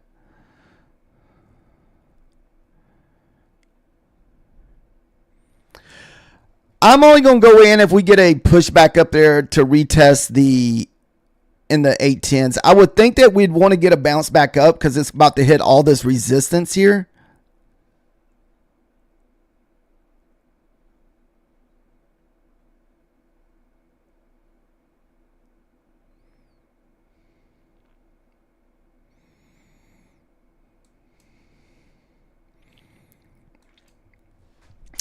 Wow.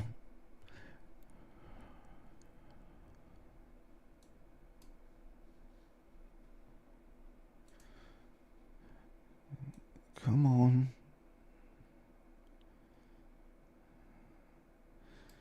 So you got to be patient. I don't see how we don't get some kind of pullback in a minute. Get that first leg pullback to look for a short.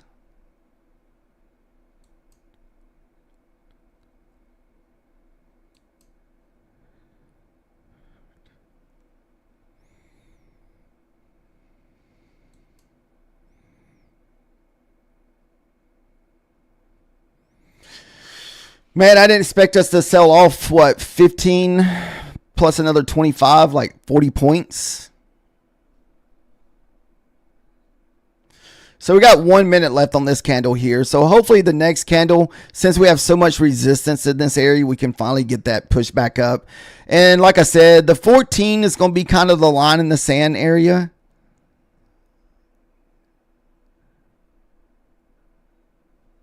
Your stop gave back 10.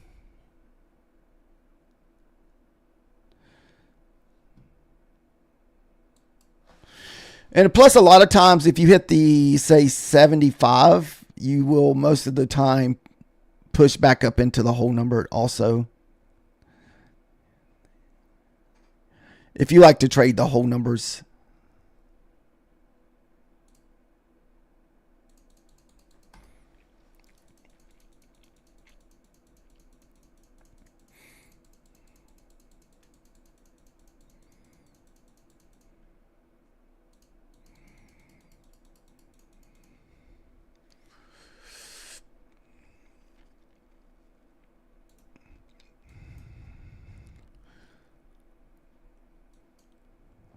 All right, so we got a new low.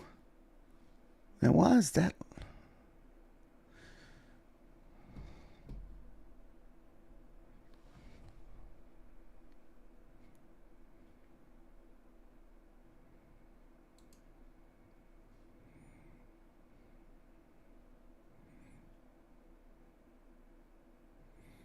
Oh, you jump back in at the 75. Yeah, that's a nice way. Jumping in at the whole numbers. I have this one guy that usually trades with me on YouTube. That's what he trades. He does the whole number trading, where he would have had a buy order sitting at 75, looking to have a sell order sitting at the 800. So he would anticipate a order up there at the 800s here.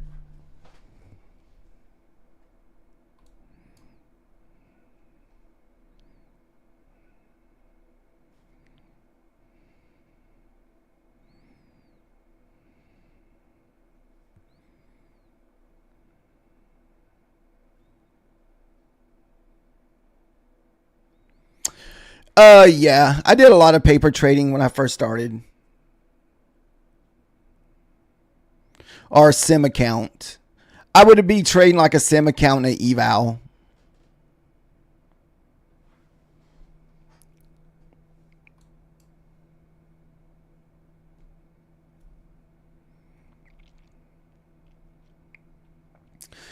All right, here comes our pullback here.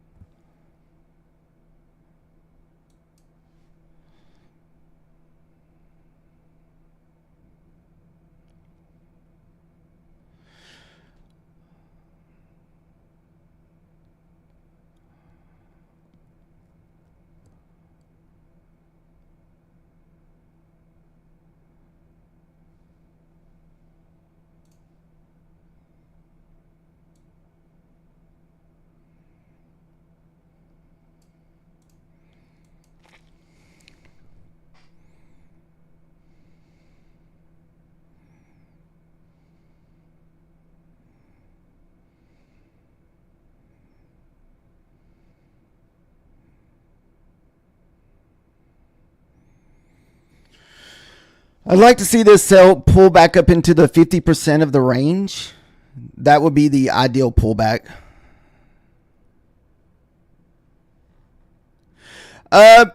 Probably the biggest difference is your emotions when trading a sim account, because there's nothing on the table.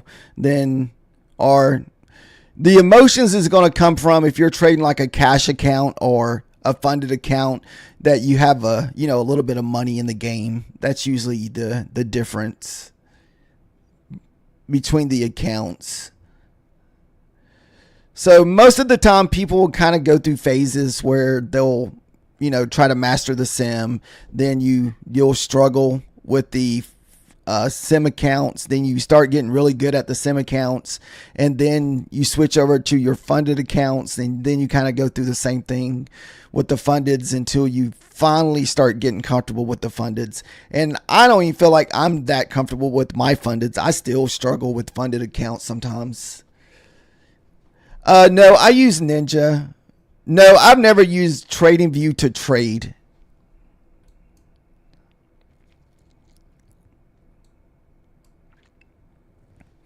The charts right here are Quantower charts. Man, I hope I don't have to jump in this freaking thing early.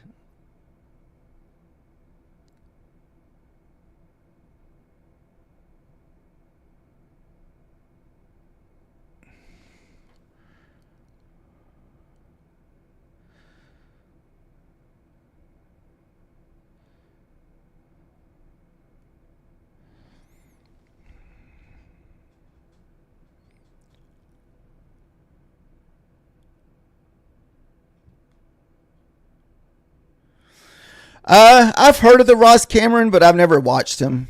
Like as far as what he trades.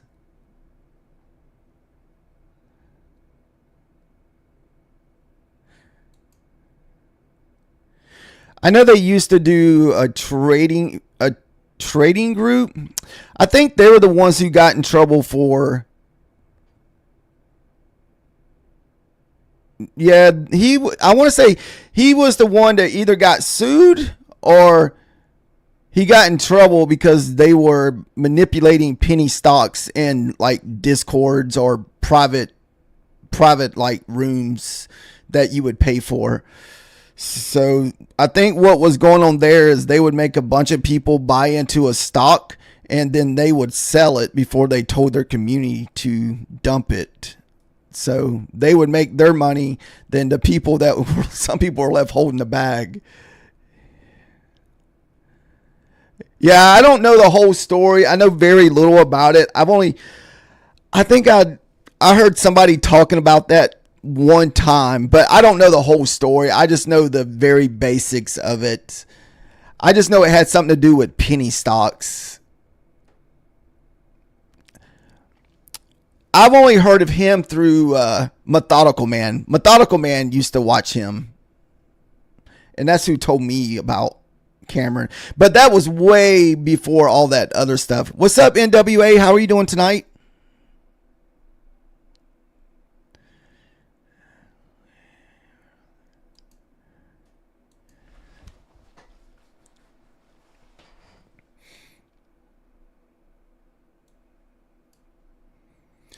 Yeah, but I don't know as far as like what his rooms and stuff are like, as far as like if he's just mainly doing like futures and stuff like that. Oh, wait, you said he's still doing penny stock. Man, I may even go and take a filler short and just have a big stop loss here.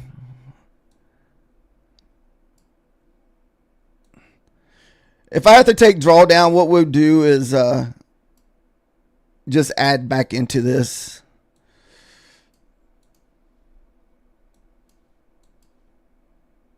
So 14 is going to be kind of my line in the sand tonight. This is just eval only, guys, also.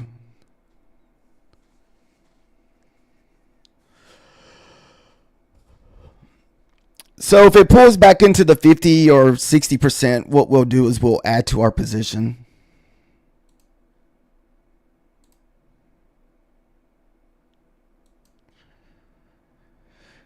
Because a lot of times I want it to be a lot closer to the 14 is where I want it to be. I didn't really want to be freaking 30 points off of the 14.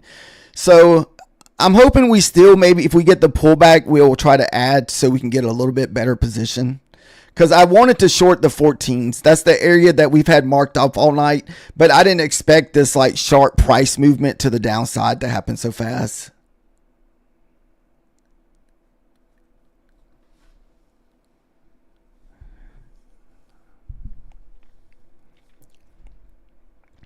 No, I wasn't. I was very, very new. This has probably been 3 years ago, Don.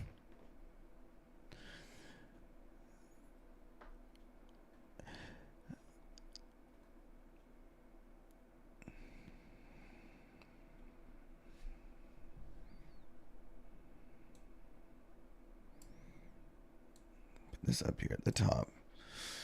And this way, if it does pull back into our level that we've been waiting on all night, we will add there.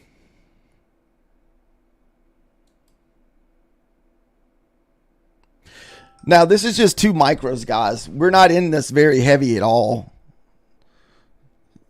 So with 2 micros, you can withstand a little bit of drawdown.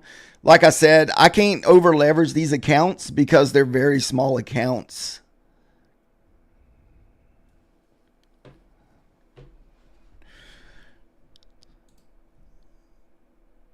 I want to say we're up, like I said, about $900 in this account. So we got a nice little buffer zone at the moment. We're sitting at 868 at the moment.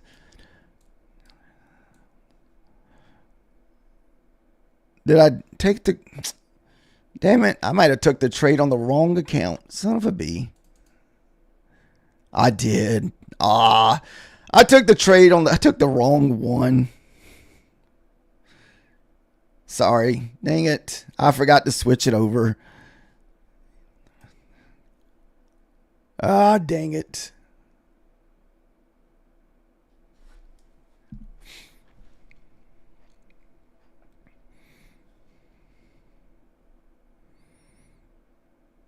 So like I said, if we get a pull back into the 800s or 810s, and long as we make it just another higher low, we will add to this position to try to kind of get a little bit better position.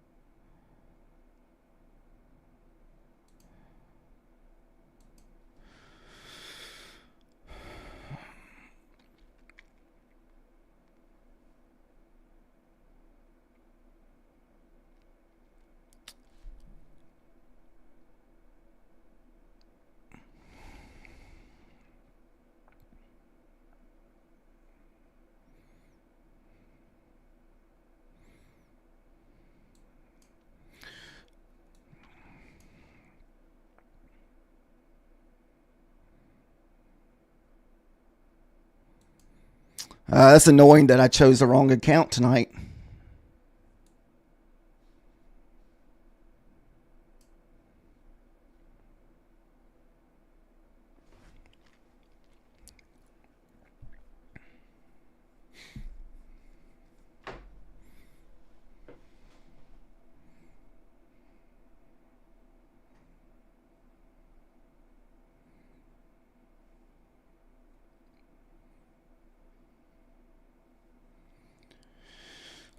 I would like to see a pullback here, honestly, guys. I'd like to see us pull back into the 90s or even the 800s.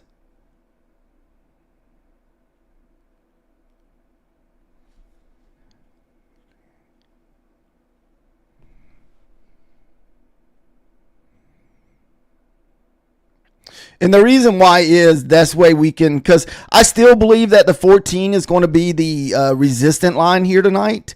And I feel like we will stay under the 14. And that's way we can probably add to our position to try to get a better average. Because right now we're only in this trade for 2 micros. So we're not in it very heavy. Since I took the trade on the wrong account, we have $60 that we made from earlier tonight that we can risk. So I didn't want to take the trade on this account. I meant to take it on that other account because we just broke that $500 range on this one. And I was hoping that we would be able to take another one. Oh, I'm sorry, buddy. I didn't see your Candle. What were you saying? I'm sorry. I have like 3 chats going on, man. I'm not familiar with this charts are Quant Hour. I have to use them to trade Padeas with.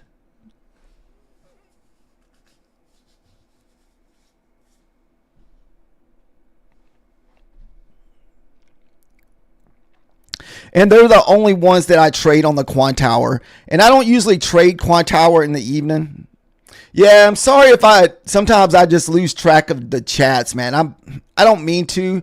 I get so focused of looking at charts, then I almost forget about the chat sometimes. So sorry about that. What it is, I'm multi-streaming, so I have like my TikTok chat, I have the YouTube horizontal chat, and I have the vertical chat. So I haven't really had nobody in this lobby in a while. I think Methodical Man was the last one to post anything tonight, so I haven't been paying attention to this chat on the horizontal.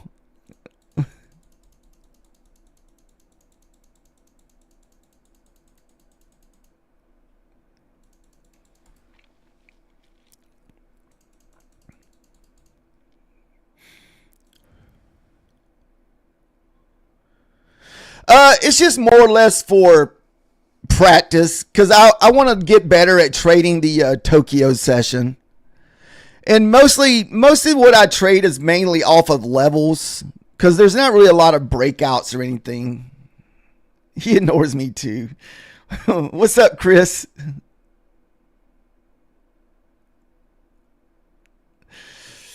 I don't ignore you, Methodical Man. Methodical Man, why did you let me get short 20 points below my short that I've been waiting on all night? I've literally sat here for 2 hours waiting on that damn 814 to get short, and I was waiting for like a little bump into it, and I didn't get it. Then I had to just sit there and watch it go down 40 points. There's nothing worse. You sit here for 2 hours talking about the level that you're going to short, and you miss the short. You were stuck in a long. I never did feel the longs, dude. I told you the long play for me was above the 841.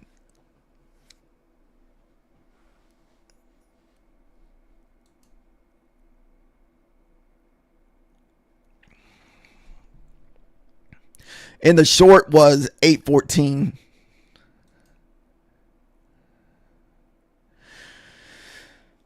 Hopefully what we'll do is you get this big move. You'll get this little consolidation sideways, and then you'll get this dump in a minute. So I'm kind of like, that's kind of what I'm hoping for here in a minute. Yeah, I was short. Okay, so you were short, then you tried the bounce play. Yeah, I saw that trend line bounce from earlier because we had that big, nice wedge.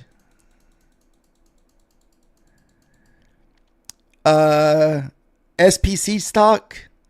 No, this is the MNQ or NQ, but it's the micros version of the NQ.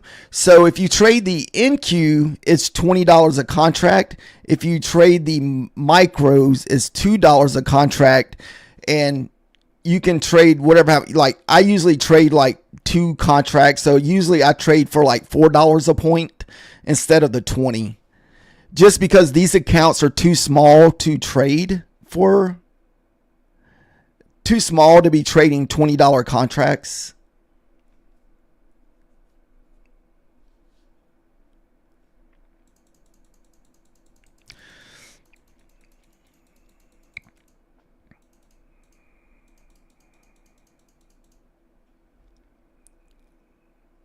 Oh, we're at 900? Nice. Oh, yeah, I kind of did like that. Yeah, I saw that we had all that support here.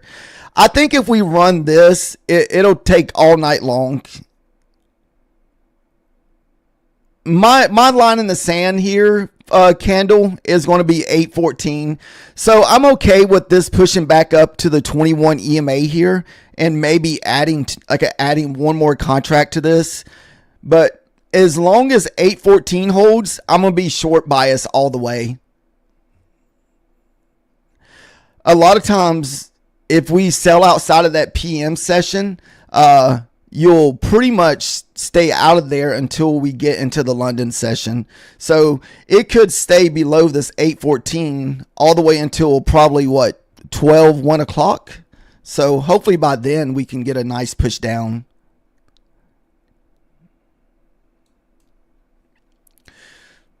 Like I said, 1 o'clock is going to mean 1 o'clock. 8:14 is going to be my line in the sand here.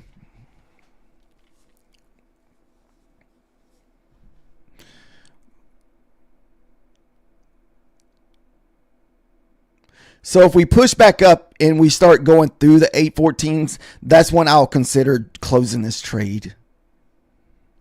Unfortunately, we took the trade on the wrong account.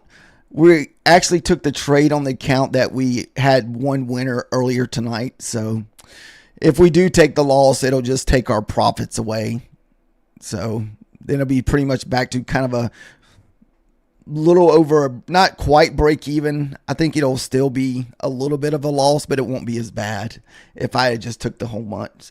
No, this right here, I haven't been trading the Asia market very long, Ninja. And so I only do evals in the Tokyo session. I trade funded accounts in the New York session. We don't be trading no Weiss money. Come on, man.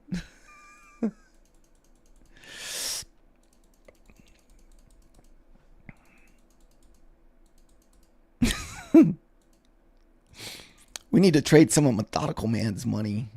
All right, here comes the pullback here. Like I said, I'm still all in on this short as long as the 8:14 holds.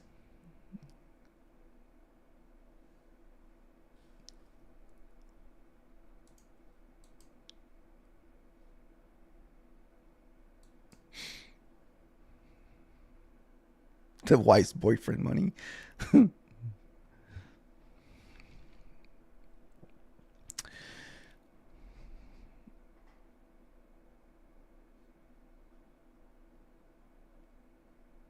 All right, so what we're going to do is if it pulls back into this level here, we're going to probably add.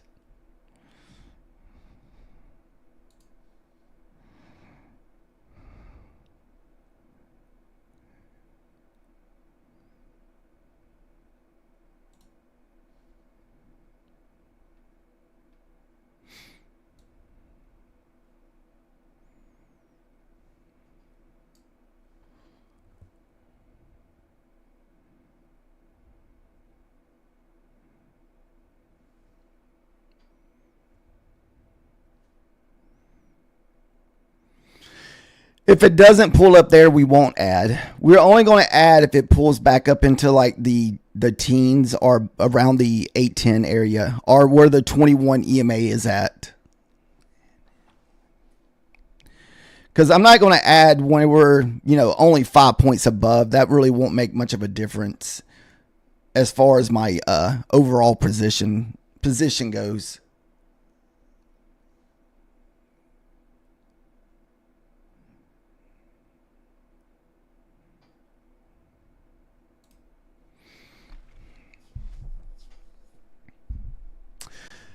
No, we haven't been trading no gold. I have seen a lot of people trade silver, it seems like lately. I've been seeing some people talk about getting wrecked trading silver.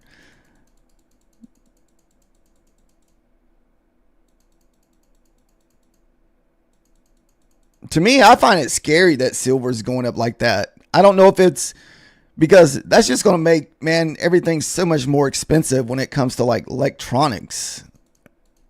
Because silver's in everything.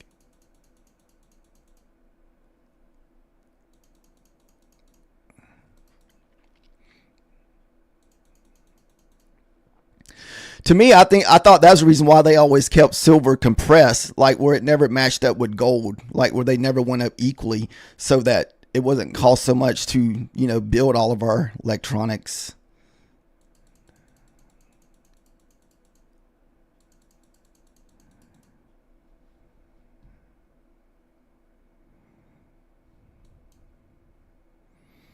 I'm not really sure what the silver stock price is though, but I know I think the last time I saw someone it was like 70 or 80 bucks. Last year or the year before, it was like in the 20s. It hovered around in the 20s forever.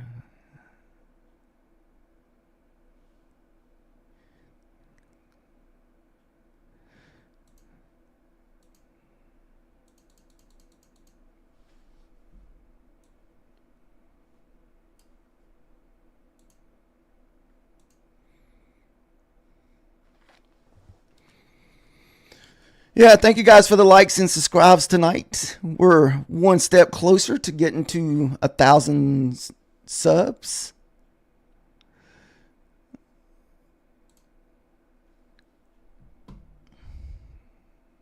It has definitely been a grind. I've been in the 800 YouTube jail for a good while. Feels like.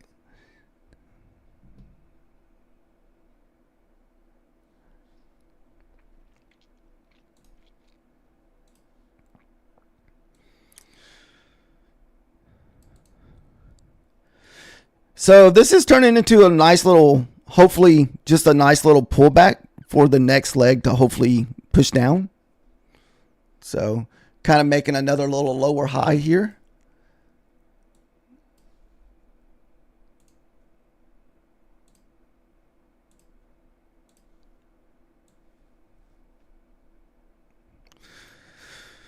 It looks a little cleaner whenever you look at where it just kind of draws your lower highs for you. So hopefully this is going to be our higher low here, and we'll get a little push down here.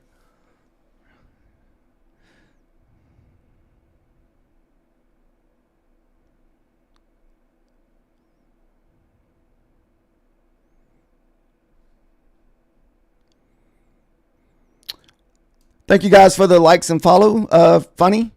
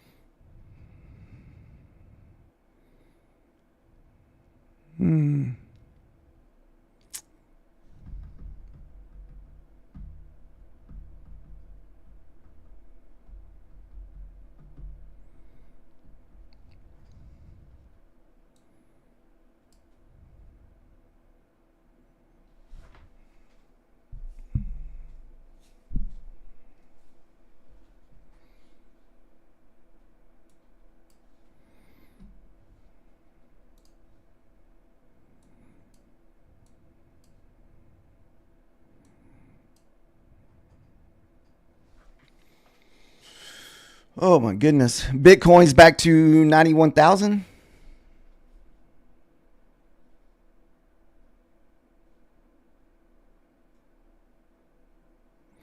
I haven't really paid attention to the Bitcoin prices in forever.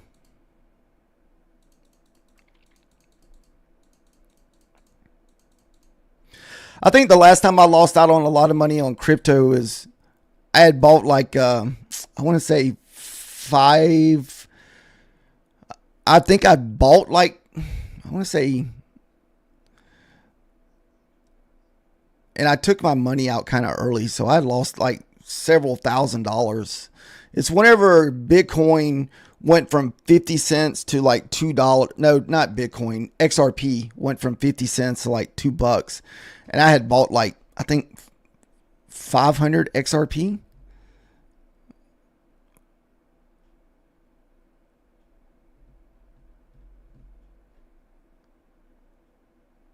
Not 500. It was, let me see. Because I think I missed out on like quite a few $1,000. It was quite a bit.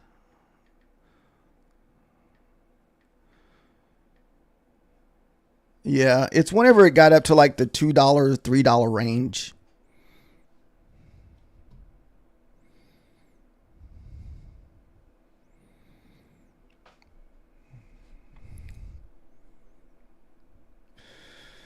So if this could start pushing back down and make this the new leg high, that would be the ideal here. Now, the only way this would suck if you pull fib on this leg here and it only pulls, say, pushes down like 60 to 50% of this leg, then more likely it's going to be pushing back higher.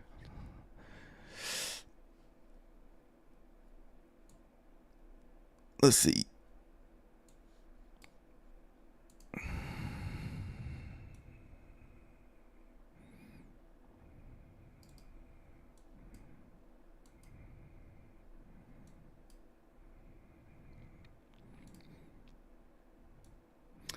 Yeah, this is a nice little indicator if you don't like to look for your longs and highs and everything. It kind of just marks them out for you, and it makes it look cleaner. I like it. I like it, the straight lines, because it makes it look cleaner. This way you can kind of not just look at all this garbage and all the noise in between. So this is why I like this indicator as far as the straight lines go.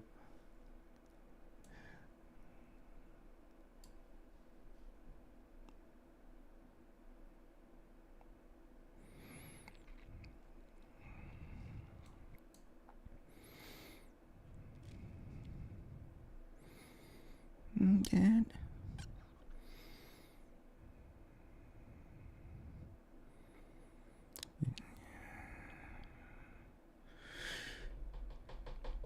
Yeah, I'm hoping that this is the pullback here, and that we'll at least make a lower low here. But 14 is definitely my line in the sand here. I mean, I'll hold this short basically all the way back up to 814 before I close it.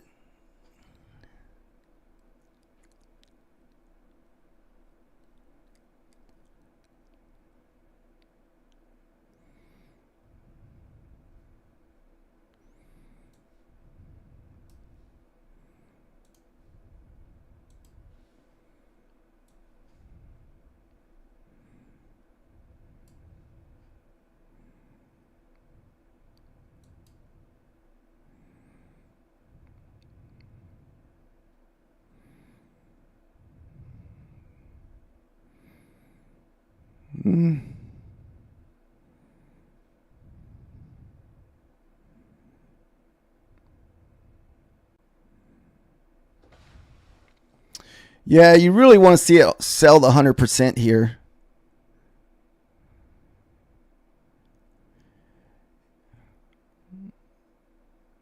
The only thing about the short here, I mean, honestly, it's not the only thing that sucks about it is this right here. There's a lot of support here. As you can see, man, I bought right on top of a pullback, like a top of a leg before it pulled back.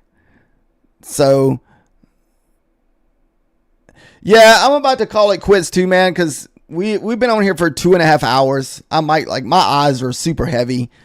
If anything, we may just leave this trade up, and I may just watch it from my iPad or something and see if we get that pullback above the 814s. As long as the 814 holds, it should be good. I don't think it'll get back above the 814s until the London session.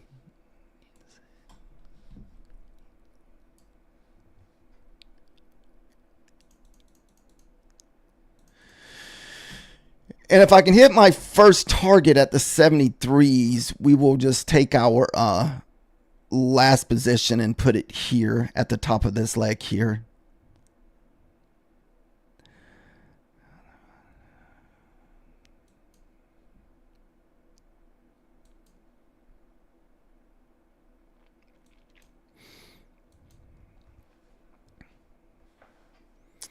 Thanks, Suzette.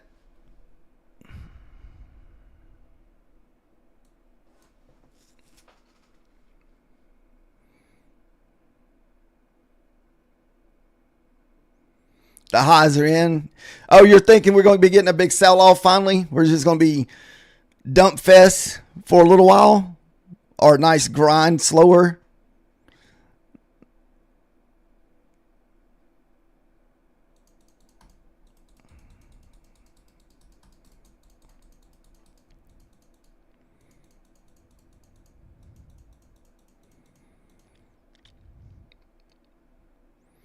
I don't know. NASDAQ went straight up all of last year. So you feel like this might be like a bear market type year where we have like a nice little sell-off for a while? I think someone was pointing that out last year. If you go back and look and see what the NASDAQ was trading at in last January.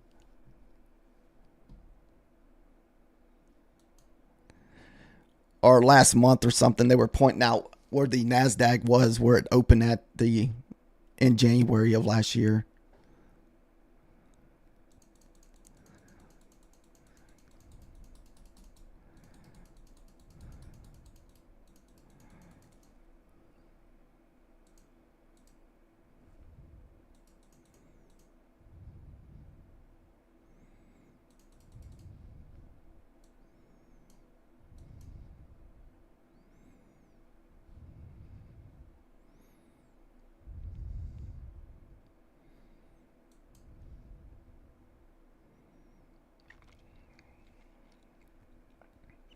Pretty much back to our entry, guys.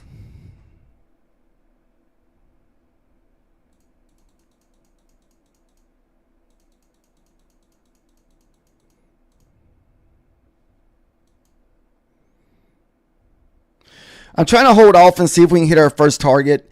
Then I want to take my stop loss to 95, where we had that last higher low put in.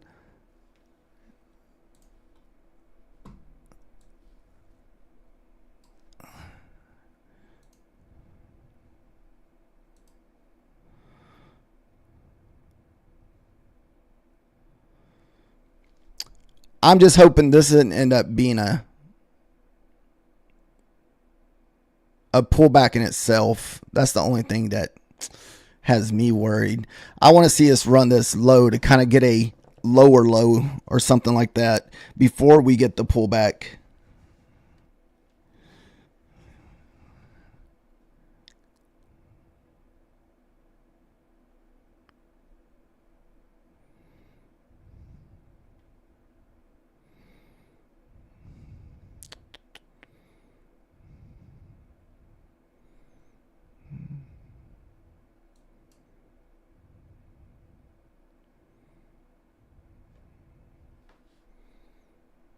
What's up, Jay? How are you doing?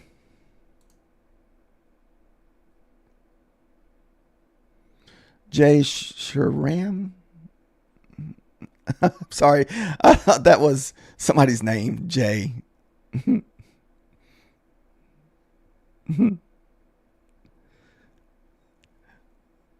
Said hi. Okay. What's up, Jay? How are you guys doing tonight? Have you guys enjoyed the slow, choppy, the consolidation that we had earlier? I think we stayed in that one area for like almost 2 straight hours. It was a long couple hours. My eyes are pretty heavy as right now, so I'm ready for us to hit my first profit or first target down here, and I think I'm gonna call it. Then just leave a runner on for a while and walk away.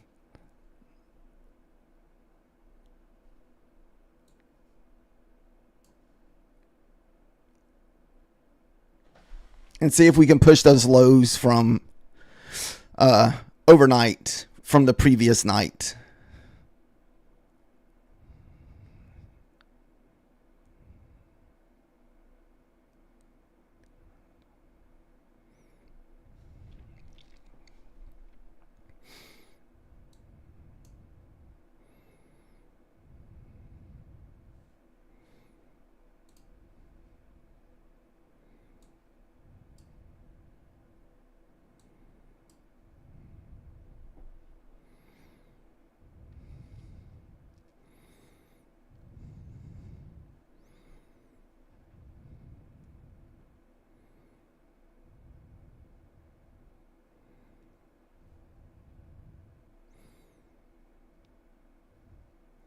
Like I said, like to see it make lower lows here.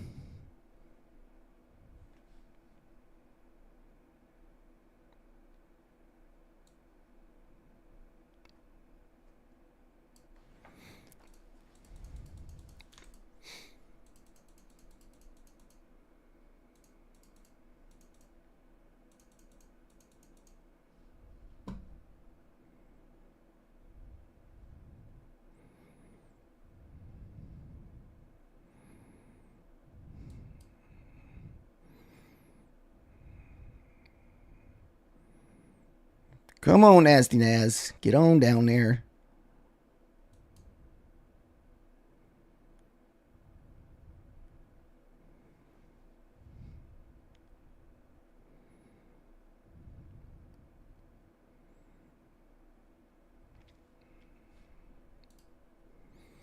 No, we just made a higher low. Come on, keep that thing moving. I did not want to see the higher low put in. Damn it. That means...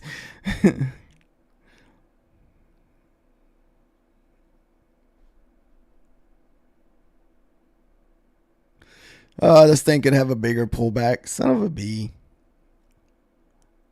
Hopefully that's not right. Come on, push on down there. We don't want no higher low.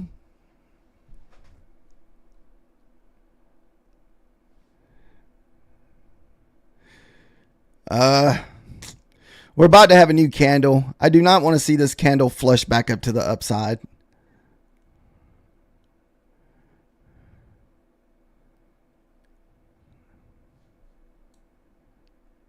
Damn it.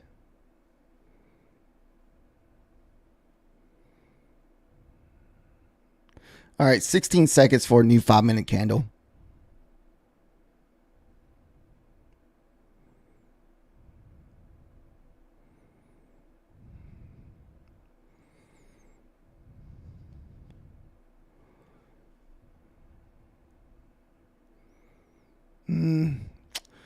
That's not a good sign. Son of a bee. That means we're going to have another pullback.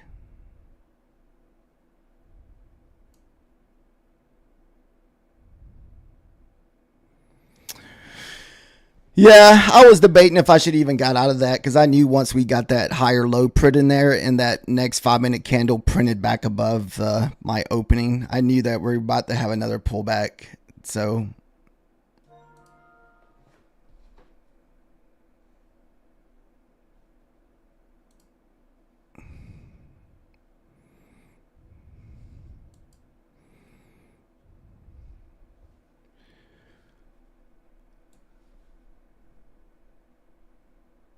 you got out finally. Wait, that you were in a long though, right? Methodical? Or are you in a short?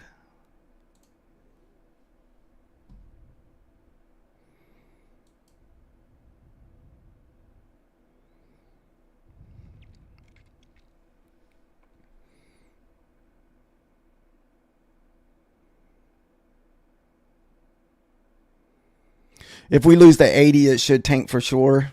Nice. I know. I didn't even really want to be in it at the 80. I didn't really look to the left. I really wanted to be in it around the 810s, the 814s. That's where I wanted my entry to be.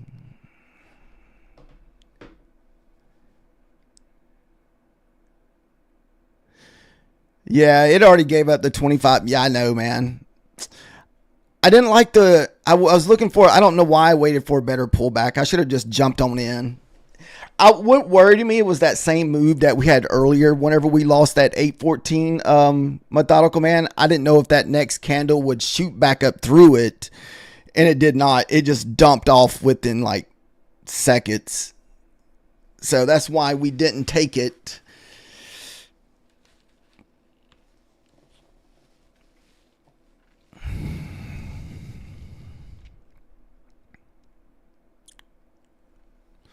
Like I said, we're going to hold this trade. At least, like I said, my line in the sand is just going to be 814.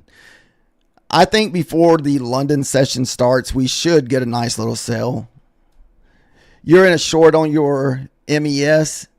Yeah, if we can get through the 80s here, we should get a nice little sell down. I think this is just going to be one of these moves where you get this big move down. We consolidate sideways to build up some liquidity, then we'll get that dump. You're in long hoping for a short. I mean, what's your target to the upside, Candle? Are you planning on holding it all night long? One of these deals where you just hold up all night?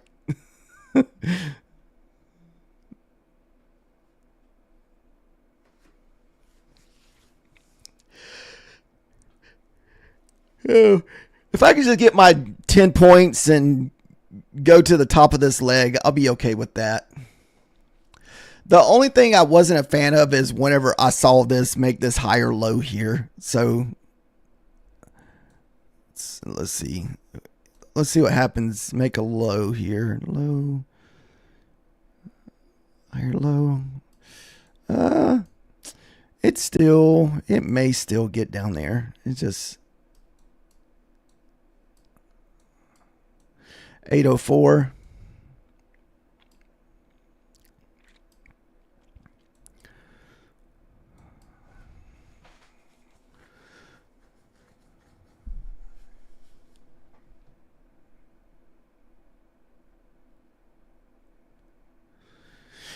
Yeah, I know a lot of people. There was a guy in the lobby earlier, roamed. He said he got caught in that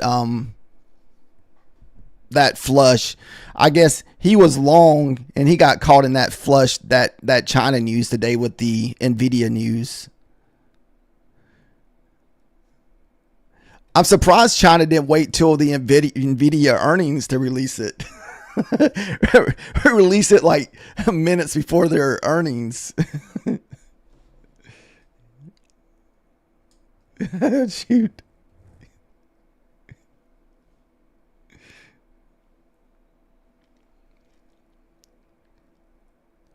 Yeah, I know there was a lot of people that got their account wrecked today, especially if they didn't use stop losses.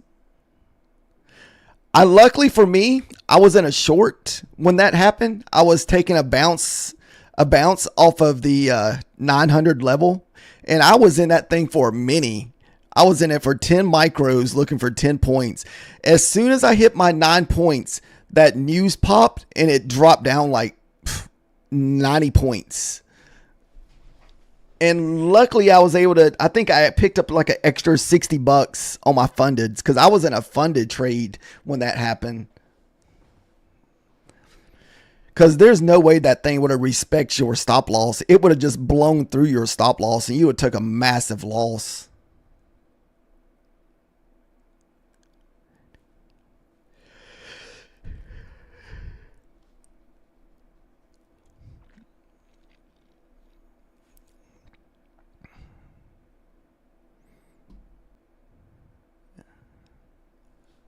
Uh-oh, my OBS disconnected for some reason. So, sorry about that. So if my screen went blank, I'm not really sure why it did that.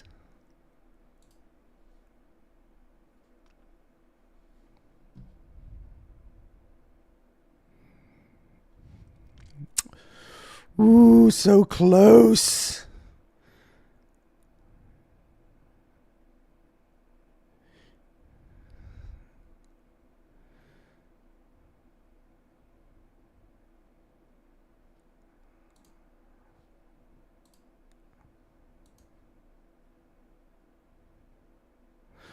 Oh, come on. Don't give us a nasty wick like that.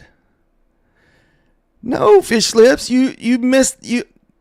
This was your long over here, not this candle. This was your long. You already hit 75 once.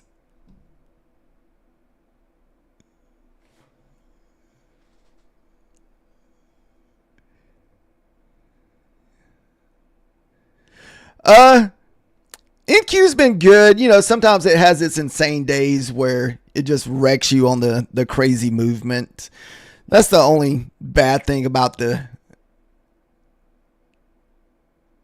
Oh, it didn't hit the 800.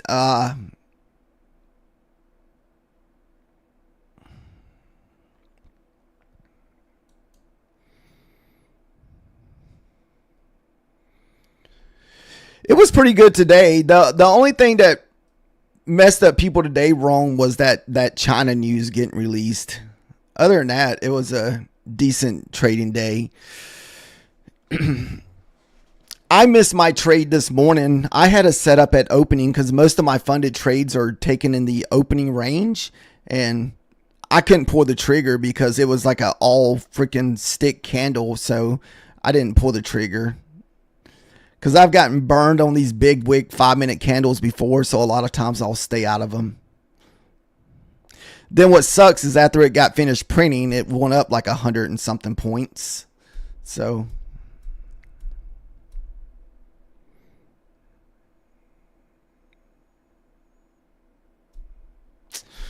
we got 40 seconds. That, yeah. Are you talking about the one around the opening where it was like an all wick candle? Or were you talking about the sell-off from the China news? Yeah, that one. Yep. That was the one I was trying to trade this morning too, Rome. Like it, I mean, it was the right play for what I like to do my fundeds, but it was just one big wick. So I wouldn't take it. I just sat there and watched it because I was like, Nope, I couldn't do it because I was copy trading 3-4 funded accounts, and so I was just like I didn't feel comfortable with it, so I just let it go. Then next thing I knew, that thing went up 100 points and didn't get a funded trade. What's up, Deal from India?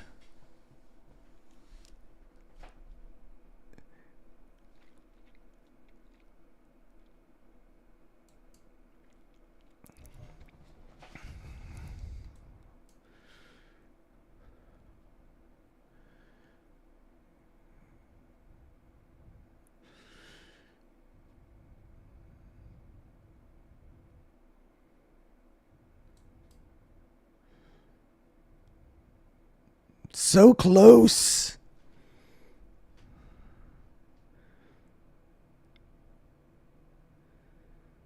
Whew.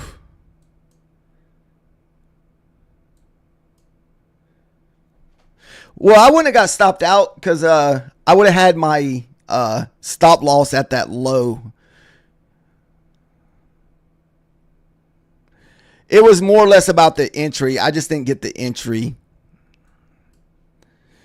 Because a lot of times what I do is I'll pull fib on the low and the high whenever I'm trading in that 15 minutes. And I'm looking for a 50 to 70, or, I'm looking for basically a pullback into discount to buy out of that 15 minutes.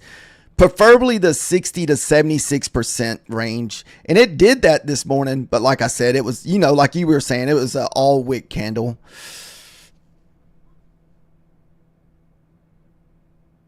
Man. It's almost like, do I close this trade here and just see if I can get a better entry if it goes up here and touches the 800s? I feel like that would probably be the safer bet here. If it cannot hit my 73 before it pushes up, I may even do that.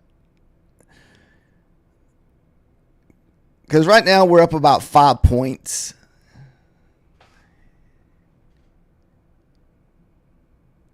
There was 3 big fib trades. Yeah, I didn't take the second one because I just took that one funded trade today with you with the 900 level. So, and I didn't do the copy trades. Oh, you closed it? Oh, shoot. Like I said, if this starts pushing back above my entry, since we're already in the green, I may close this and see if we get a better entry.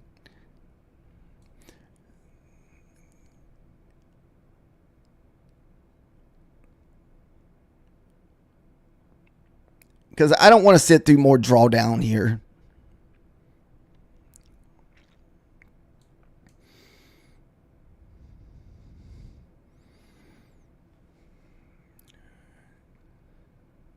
Telling you to close it.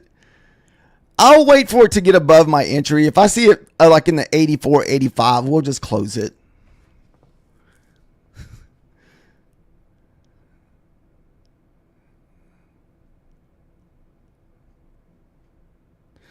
We'll see if some of these wicks can save us here. Got quite a few wicks here.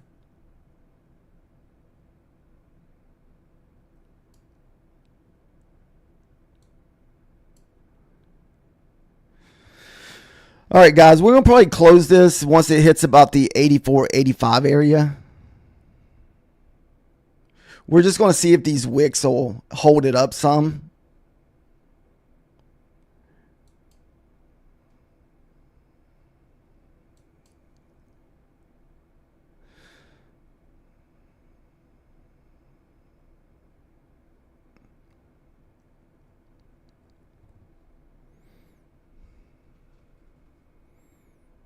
Yeah, that's what I plan on doing too, Rome. As soon as I hit my first 73, I'm just going to take my stop loss here and look for the possible lows or maybe the 50 swing or something.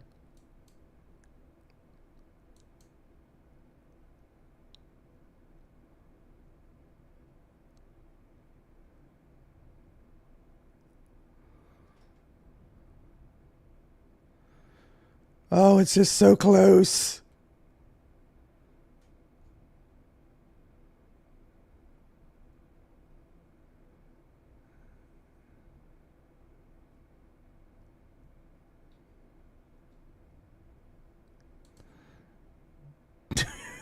Come on.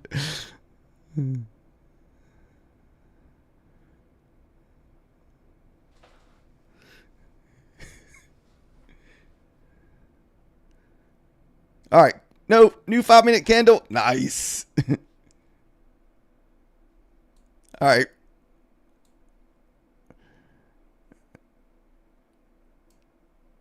All right.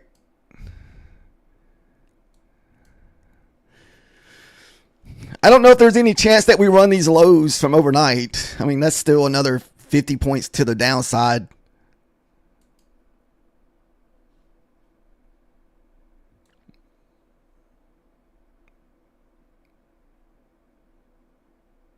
We can run down to the 50. There's just so much consolidation here. Look at all this consolidation right here. Man, it's going to take us a while to get through this stuff.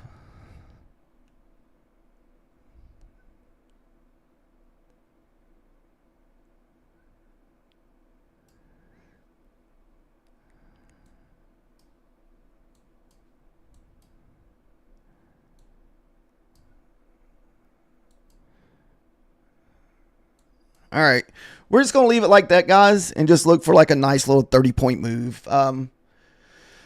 So we did not trade on the other account. So I actually took the trade on the same account that I took a trade earlier. So right now we're up $98 in this account for the night.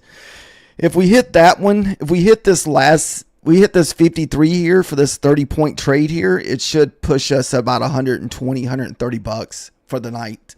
So that'd be a nice little, another nice little trade for this account, because we were negative the last, well, break even / negative on one account for the last 2 days. See, I got a $60 trade on this one tonight, and so I wanted to take another one on my other account, this one. And this way it would have pushed me over the $900 tonight if we were able to get, unfortunately, I feel like I got in this trade super late. I got to just start entering, even if it's a loss or whatever happens, because I was just trying to be on the safer side. I should have been short around the 810s to 813s. I mean, you guys probably heard me repeat that crap over and over, that 814 was my short. I said print below 814, short. And because the reason why I say that is because if you go back and look at the kill zones, most of the time, if we find support underneath the PM low, we do not come back above that level. We will stay below that level all night long until we get into the London session.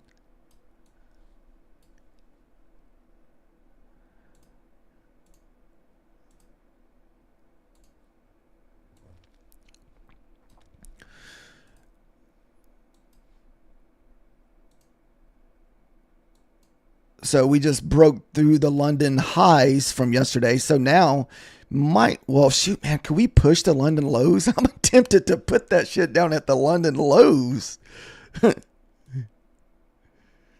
It might be here a little bit.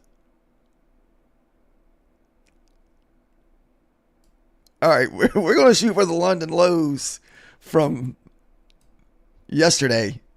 The London lows are all the way down at 26. Oh, we're right now 71. We would need to get through 71 first, because that's your AM low here at the 71. And we had a lot of consolidation. So if we get through the 71s, I don't think there's anything holding us up to get down to the 826s or 726s. Okay, you see how the Asia market stays inside of the PM session? It's just a chop fest. So this is what we're talking about. If the Asia can get out of the New York PM session, most of the time you will literally go in whatever direction it busts out of that PM session all the way till London. See what I mean? We ran up all night. You hit London, then pow, sold off.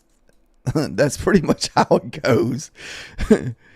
Look, except for here, we didn't even get back. We just pulled back a test. Look. It was a little choppy, but like I said, as soon as you get out of that PM session low, it just goes in whatever direction you go in. Some nights are better than others. So this night you never got out of the PM session. I remember this night here, this got out of the PM session early. It was just a sell-off all night long until you got back into the London session. Then the London session will carry us back into that. And that's how it usually goes. If you can catch that out of the PM session. This one, it never got out of it. It consolidated in the middle of it. Pretty much the same here. So it looks like you had a few candles break down, but you didn't really print below it till later that night.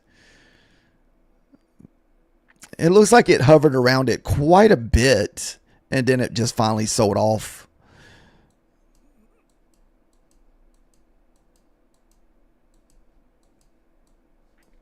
Yeah, like I said, sorry.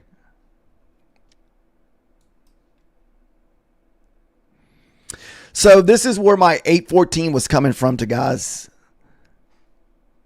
No, fish lips. No, we don't want 800 on the deck. Let's get the 50 touch, then the 75.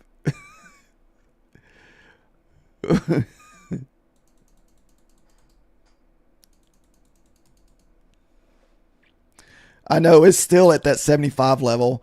I almost want to just put my stop loss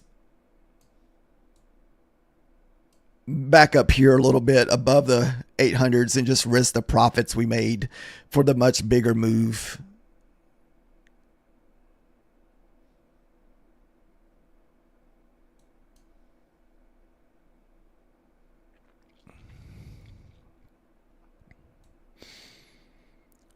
So we'll just do a few points above 800 here. So we'll just risk $40 of our profit here to see if this will hold here in case we do have to get some kind of pullbacks.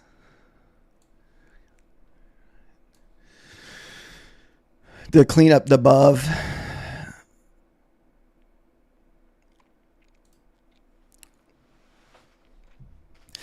Fish lips, I'm surprised you're trading the Tokyo session since you've been killing it lately in the New York session.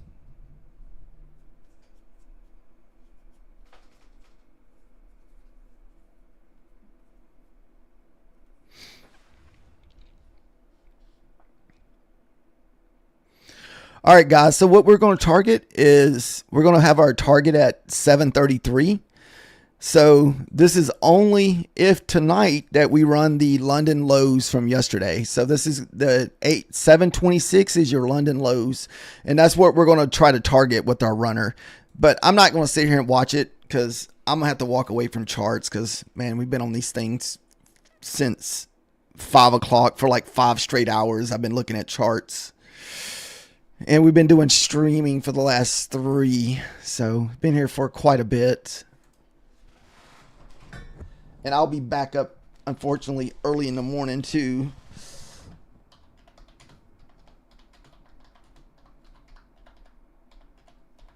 So thank you guys for watching. And like I said, we'll be back for the New York Open. Usually we trade about 2 hours in the morning for the New York. And we just look for one funded trade. So the funded trade is either going to be a winner or fail. So, so if you take a loser, we don't try to get it back no more. So now it's like we just take that one trade. Thank you, Chris.